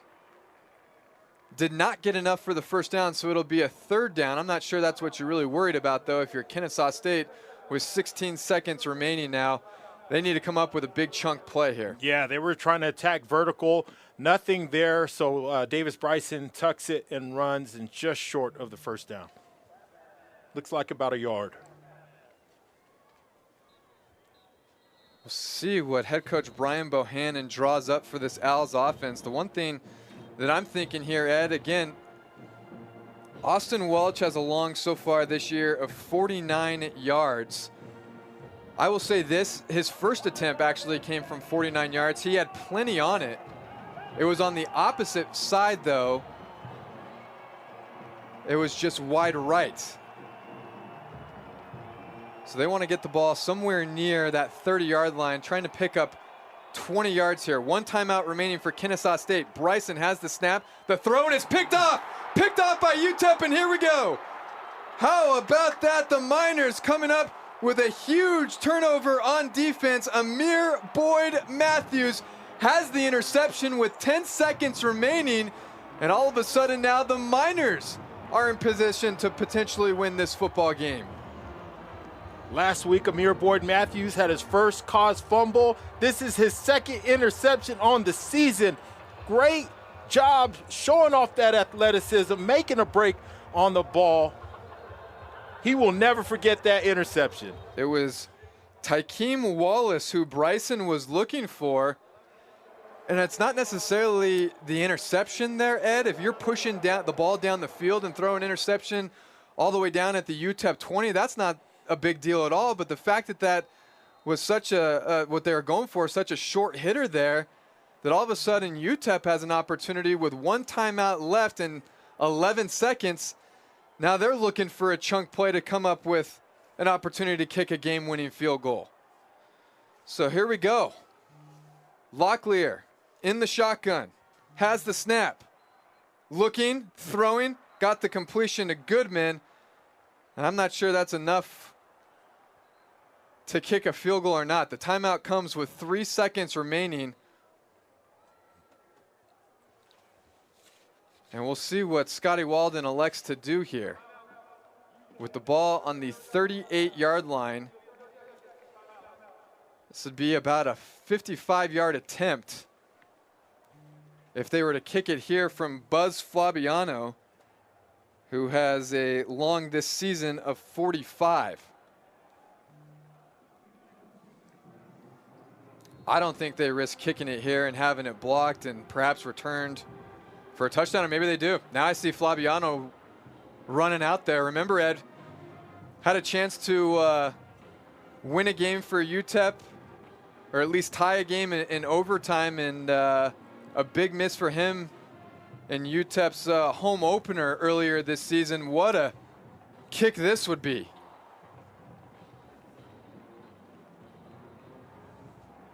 Angelo Tejada will be the holder. Officially, this will be from 55 yards for Buzz Flabiano to win it for UTEP. The snap, hold is good, kick is up. Does it have enough juice? And it is just wide right. I think it had enough juice on it, Ed. It just ended up going wide right. Yeah, but look at this, there's a flag on the play. A flag on the play, and a lot of times you see on field goal attempts, especially as long as this one, you see leaping. I'm not sure if that potentially could be the call, but the Miners look like they're setting up for a chance to maybe do this all over again. Only this time not from 55 out.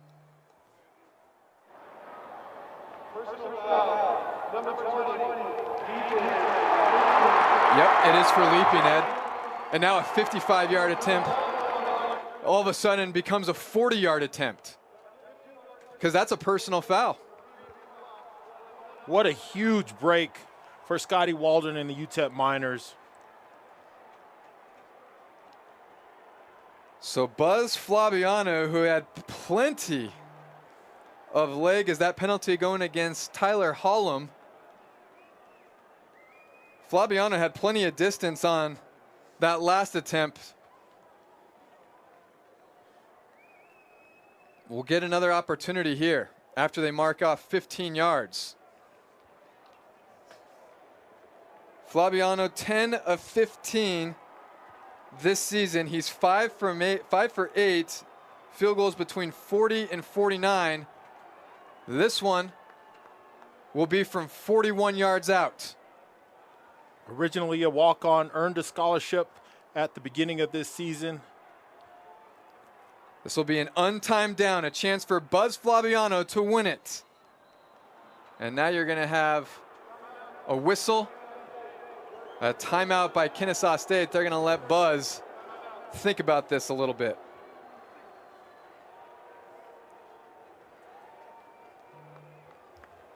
What an opportunity here for Buzz Flabiano, a redshirt sophomore from Plano, Texas, has a chance to not only win it for this Miners team, he has a chance to win it for this senior class and have them go out in style in their final game of the 2024 season at Sun Bowl Stadium.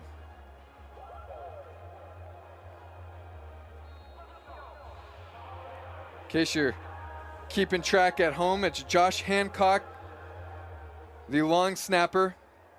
Angelo Tejada will be on the hold for the Miners. Buzz Flabiano to kick it from 41 yards out to win it for UTEP. Snap is good, hold is good, kick is up, and it is wide left. And that'll send this one to overtime. You almost had a feeling there, Ed, with the 50-plus yard attempt. With that one being a little bit shorter, the pressure was a little bit greater, and Flabiano can't deliver, and this one is headed to overtime when we return to Sun Bowl Stadium. He's been through a lot. We'll get there. It's okay. You're safe here. Come on. No hurry. Lord, you know it's true. I only wanna be with you. Love begins with trust.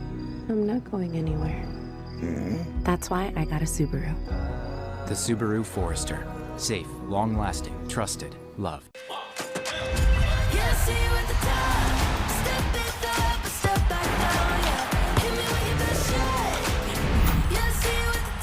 NWSL semifinals, today at 3 p.m. Eastern on ABC and ESPN+. NHL on ESPN Plus is back. Enjoy 1,000+ out-of-market games and so much more. That's hockey on ESPN Plus.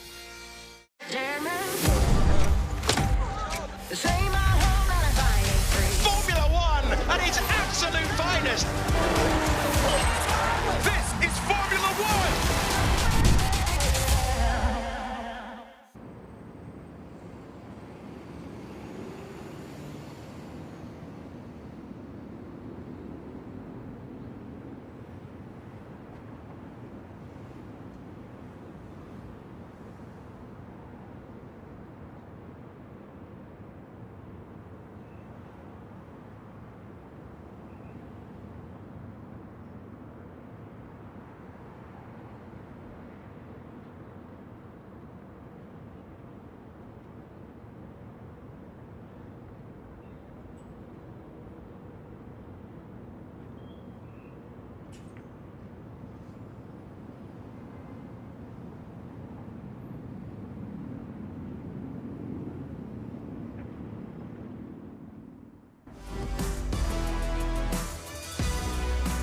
Welcome back to Sun Bowl Stadium, where we have an extra period of football, as the fans like to call it here at the Sun Bowl. Free football.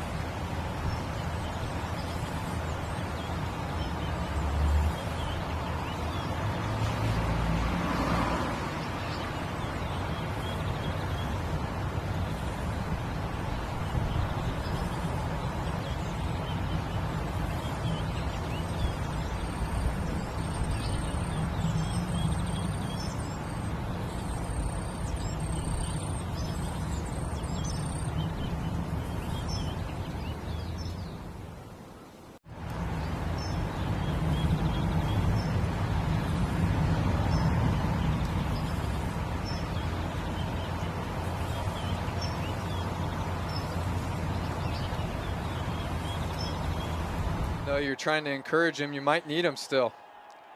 UTEP won the toss. They select to play defense first, so it'll be this Kennesaw State offense who has found life in the second half to start it out in overtime. Play action from Bryson. Bryson on the wheel route's got a man. It's Ashley for the touchdown. One play, and it's a touchdown for the Owls. 25 yards from Bryson to Quay Ashley, who has come up huge for the Owls in this football game.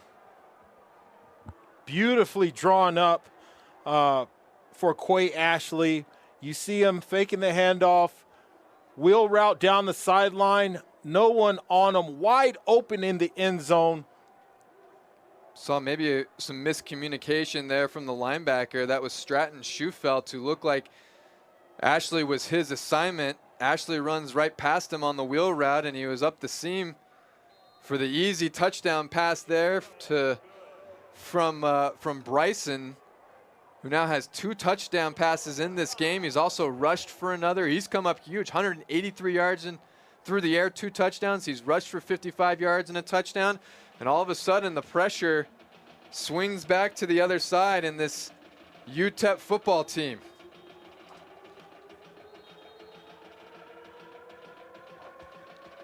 Skylar Locklear has been excellent in this game for UTEP. He's 23 of 28, 266 yards through the air and 2 touchdowns.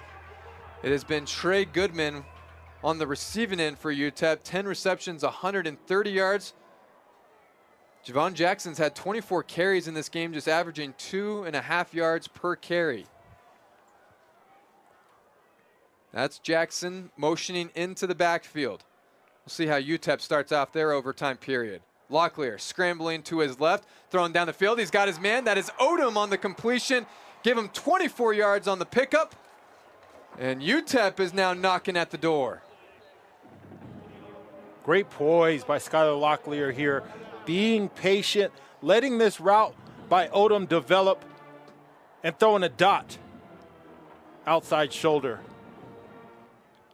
Give goes to Jackson. Jackson met right at the line of scrimmage. He had absolutely nowhere to go. Garland Binyard was the original Owl to get there to stop that one. And you got an injured Miner on the play. Real slow to get up. Looks like Otis Pitts, the right guard. Miners will make a substitution here. I think if you're Scotty Walden, you would have almost rather him had an injury timeout, because now the play clock is approaching 5 seconds, 4 seconds. They got to get this off. They do. Locklear throwing the touchdown pass there to Odom. Good looking play design. I thought that was going to go to Goodman on the slant route, but you had the design rub route there as Locklear gets it to Odom. And now the Miners are an extra point away from tying this football game and forcing double overtime. We might be in for extended overtime periods, Andy, the way this is going. Great job, Skylar Locklear, giving him a chance. Beautifully executed. The toe tap there from Odom. And just the way this has gone for Flabiano, let's make sure the PAT is true. Nearly blocked. Probably too close for comfort for head coach Scotty Walden, but nonetheless, Miners draw even in this overtime period, and now we are headed to double overtime. So remember, rules change a little bit here when it comes to the double overtime period. And UTEP is going to start out on offense here. Skylar Locklear and Kenny Odom, Andy, both Austin Peay transfers. With that chemistry, that play, you can tell they have repped that out hundreds of times, executed perfectly. Skylar Locklear now 25 of 30, 291 yards, 3 touchdowns, 83% completion rate. That really jumps out at you. Really does. Odom, nearly over 100 yards receiving in this football game, 7 receptions, 92 yards, and 2 touchdowns. They've been relying heavily on both of those guys as the running game with Javon Jackson. I'll give credit to UTEP. They certainly haven't abandoned the running game, but it also hasn't been very effective, averaging just 2.5 yards per carry on 44 attempts.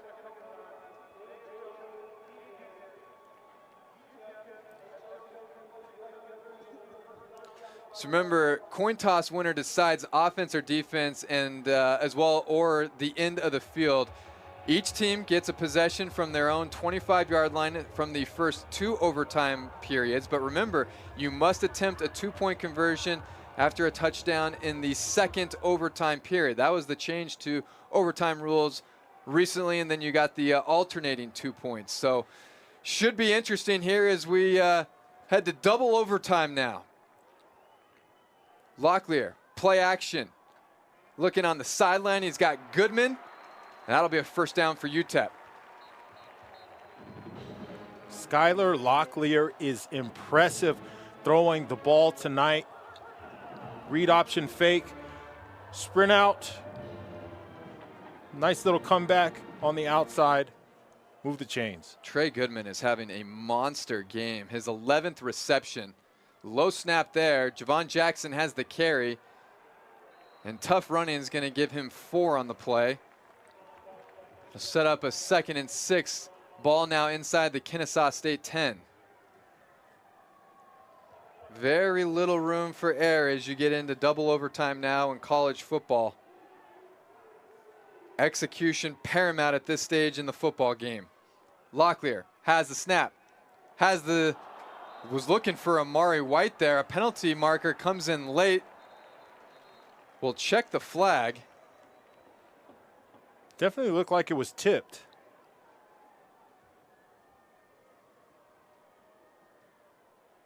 Yeah, I was going to say, I wasn't sure. Maybe this penalty might be on the offense. You had what looked like another one of those design rub routes. And maybe this was a classic case of the pick route.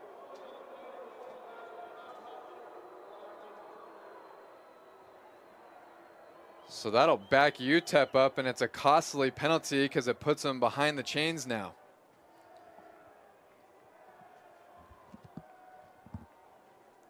Big down here for Skylar Locklear in this Miner offense. Yeah, with 2nd down now and 21, you're just trying to get a chunk play of maybe 10, 11, 12 yards, try and give yourself with a 3rd and 9, 3rd and 10. Trips on the bottom of your screen. Locklear has the completion of Goodman. Goodman's got to make a man miss. He does so. Ball is out. It's free, and it's picked up by Kennesaw State. And all of a sudden, a field goal wins it for the Owls. Trey Goodman, who has been so solid this entire game, has been the catalyst for this UTEP offense, and a costly mistake coming right there. Perhaps, Ed, just a case of trying to make too much happen. Yeah, you know, initially a great play, but, you know, in trying to make his miss and trying to get that extra yardage, loses the ball. Unfortunate for the UTEP Miners. That was Jericho Washington Jr., who was able to rip it free, a 5'10 redshirt freshman out of Atlanta, Georgia. A heads-up play there of going for the football. And if you're Kennesaw State now, you have the whole playbook open to you here. A field goal wins it, and they have one of the best in Conference USA in Austin Welch, although he has missed today, something that we couldn't say coming into this game. Missed an extra point in this game, also missed a field goal in this game. They are taking another look at this play. His knee might be down. I'm not so sure. See if we can get one more look at that.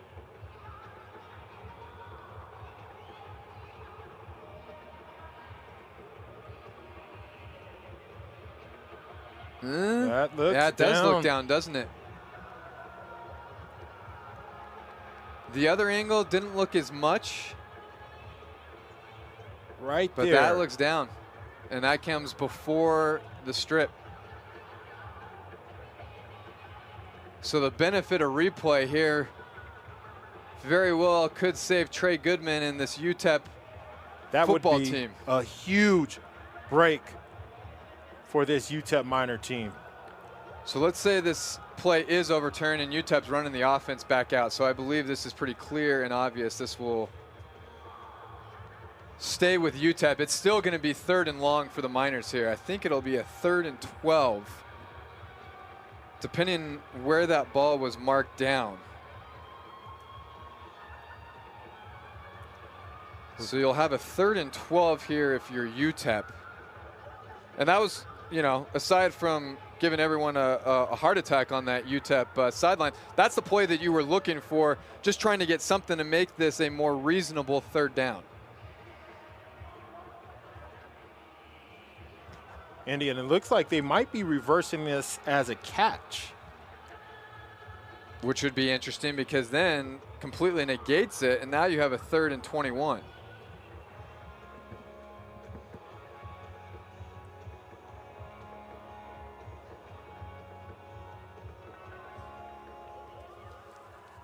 Let's check in with Ron Hudson.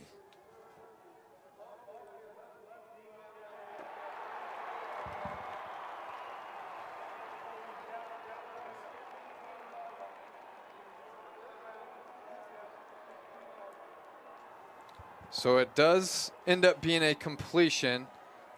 The knee of Goodman was down. So it'll now be 3rd, and it looks like 13 for the Miners. So the Miners avoid complete disaster right there, but still need a big-time 3rd down conversion here. Let's see if they go back to tight end Marcus Vinson.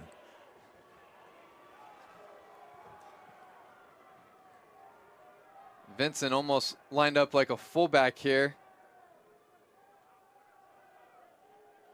He'll shift on the play.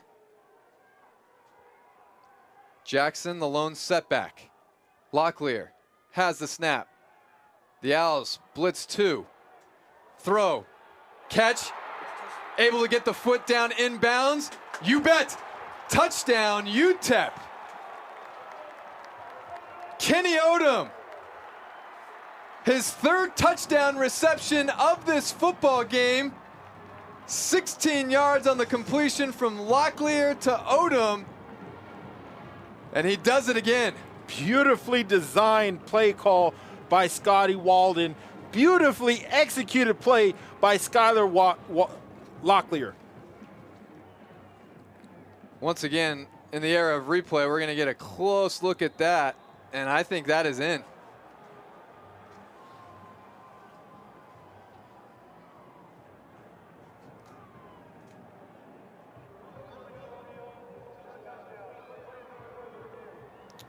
And we will have another review.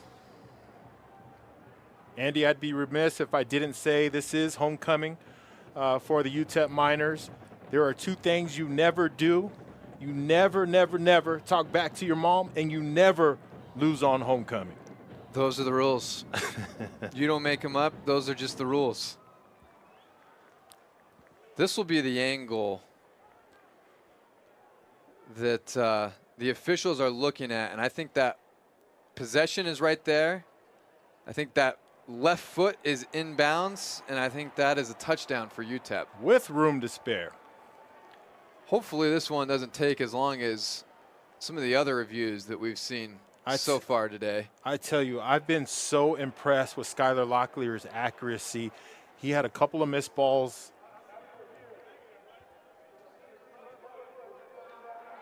It is a touchdown, confirmed by our head official, Ron Hudson. And it turns out to be Skylar Locklear's 4th touchdown pass of the game, his 3rd going to Odom. Odom with 6 touchdowns on the season, making plays when they need them most. And that reception also brings him over 100 yards on the game. 8 receptions, 108 yards, and 3 touchdowns for Odom. 12 receptions, 150 yards for Goodman. But remember, no more extra points here. So UTEP will have to go for 2, and this is a big one. Goodman in motion. Locklear has the snap, looking, pumping, flushed out of the pocket. Now he'll reverse track all the way back to his 25-yard line. Now he's going to have to just put this one up. He does, and somehow, some way, on the receiving end of it is Jackson. Throwing up a prayer was Locklear, and Jackson answered it on the other end. Are you kidding me? Skylar Locklear using his legs, buying himself time, waiting for somebody to come open in the end zone, identifying, getting the ball to him. That's what dreams are made of. Skylar Locklear getting it done. We are seeing an all-time performance here from Skylar Locklear when it comes to UTEP quarterbacks, at least in recent memory. He has been so good today. 327 yards through the air, 4 touchdowns. He's got 30 yards rushing in this football game. Scotty Walden is plays pumped. like that. Plays like that he's just been able to extend with his legs. And here we go, Kennesaw State, pressure's on, you need 8. Bryson in that triple option set. He's gonna tuck it and run, keeping it. And he's across the 20-yard line as he'll come up with a gain of 6 on the play. Good looking run there for Bryson, who's had as good as Skylar Locklear has been. I know Bryson has the 2 interceptions in this football game, but he certainly has helped get Kennesaw State back in this football game to force overtime. Miners showing pressure. Look for that quick slant here. Miners will bring pressure. The give goes to Benefield. Benefield met at the line of scrimmage, and he's got nowhere to go. A host of defenders there in on the tackle. That Orange Blaze defense was blazing on that play. A host of defenders for the UTEP defense in on that tackle. I think it was Oscar Moore who got there originally for UTEP, and now 3rd and 3. It's 4-down territory for Kennesaw State. So you got 2 plays to come up with 3 yards here. Quay Ashley is in at running back for the Owls. Ashley, the carry. No, it's Bryson keeping it. He's got the edge, and he's got the first down. Got a great block outside. I couldn't tell if that was Wallace or Dean on the outside providing the block from that wide receiver position.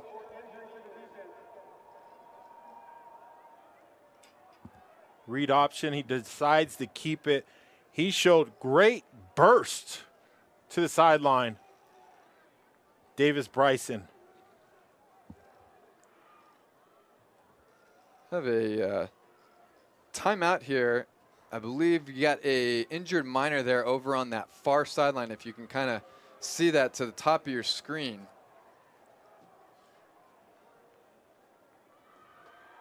Trying to figure out who that is. I think that is Oscar Moore, who came up with the big tackle on second down. He'll have to come off at least a play. And if you're keeping track at home, this will be a first state. So it's goal to go here from exactly the 10-yard line. Something to note there. Remember, Kennesaw State, they need 8. They need the touchdown and the 2-point conversion. Miners' defense has been the strength of this UTEP football team in the 2024 season, trying to help get the second win on their season. Bryson, that's Daniels in motion, gives the ball to Benefield. Benefield is met in the backfield, and that'll be a loss. Ashton Coker from his defensive tackle position coming up with the stop for UTEP. Loss of 3. Ashton Coker, 6'2", 290 pounds, the freshman from Katy, Texas, making his presence known. Big play for Ashton. Big play indeed, because now what do you do if you're Kennesaw State? Miners once again showing pressure. Bryson will check out whatever Kennesaw State was in. Play clock under 5. Bryson to throw, back shoulder fade, and throws it out of bounds. And you have a penalty marker down. And I think they're going to get UTEP for pass interference. That was Jalen Shelton on the coverage. I guess the question here becomes, was that ball uncatchable? Yeah, Davis Bryson trying to go for the back shoulder, Andy, but that looks about 10 feet above that receiver.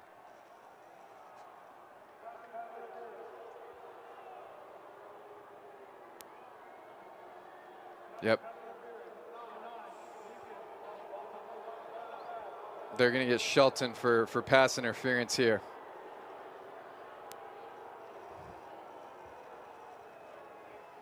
Tough break if you're UTEP. There was plenty of contact there. I think the question became whether or not that ball was catchable. They deem it was. So a new set of downs here for Kennesaw State. They'll now have it 1st and goal from the 7. It is half the distance to the goal penalty.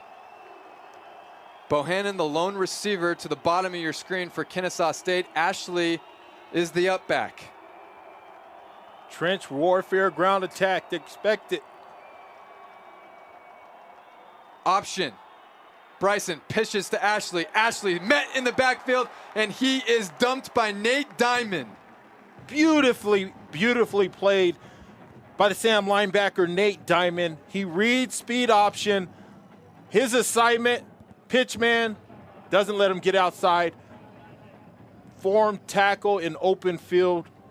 And you also have to give credit to Maurice Westmoreland, who of course forced the pitch by staying on his assignment, which was the quarterback, Davis Bryson, who is now looking at 2nd and goal from the 9-yard line.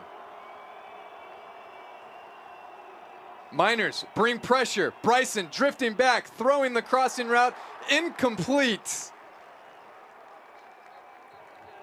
Needed just maybe a second or 2 longer for that crosser to clear the middle of the field, but the pressure for UTEP was brought and forces that incomplete pass. Another second or 2, Ed, and that's a touchdown. Yeah, that mesh route, that mesh concept, something that this UTEP secondary sees all the time in practice, something Scotty Walden runs well, but yeah, that was a missed opportunity for Davis Bryson. Kennesaw State has a massive 3rd down here. They're going to use their 1 timeout of this second overtime right here to make sure that they come up with the best concept possible. And Ed, you've seen what Kennesaw State has been able to do offensively in this football game. things get a little tricky when you're down on the goal line just because you have that back of the end zone almost like a 12th defender for UTEP. So your options here, it becomes a little tricky if you're an offense. Yeah, you know, you're dealing with the short field, but these offensive coordinators, these playbooks are built. They have plays dedicated to this type of the field, where to attack, you know, and Kennesaw State, look to see what they pull out of the playbook here on third down. Quay Ashley, we've seen him very effective in the receiving game as the up back. 3 wrist top, looking, has time, flushed out of the pocket, throwing, tipped, incomplete. Good looking play there as Stratton Schufelt able to get a hand on that one, it looked like. And goal. Looked like he had a man. What a game, Andy Morgan. Good job extending the play, and that was. Schufelt got the hand on it, and now it is 4th and goal. Kennesaw State has to get it in the end zone. Bryson has the snap, throwing. Ball is caught. Was he able to get the foot in? Incomplete. Ruled out of bounds. Confusion on the field. I'm not sure why, because the signal was incomplete. Go crazy, UTEP. The sideline's still trying to figure out what happened. Scotty Walden's holding everyone back. We're going to get another look at it. It was Bryson going for Christian Moss. He's well out of bounds. I'm not sure what the confusion is here.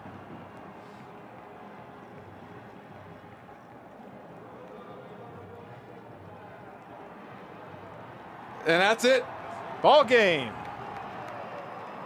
How about that?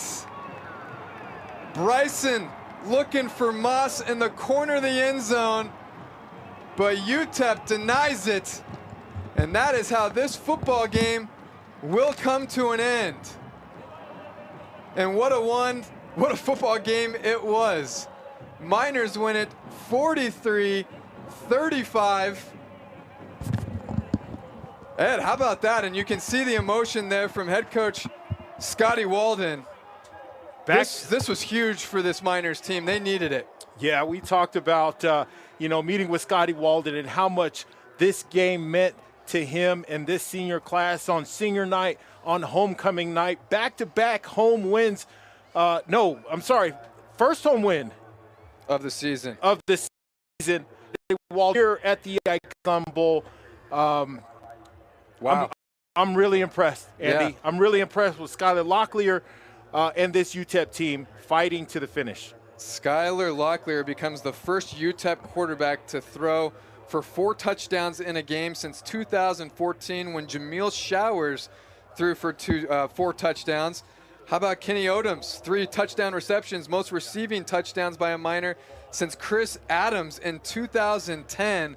An absolutely unbelievable performance from this UTEP team as they get it done in double overtime. Once again, our final from Sun Bowl Stadium, UTEP 43, Kennesaw State 35. For Ed Stansberry, I'm Andy Morgan. Thank you for joining us for college football on ESPN+.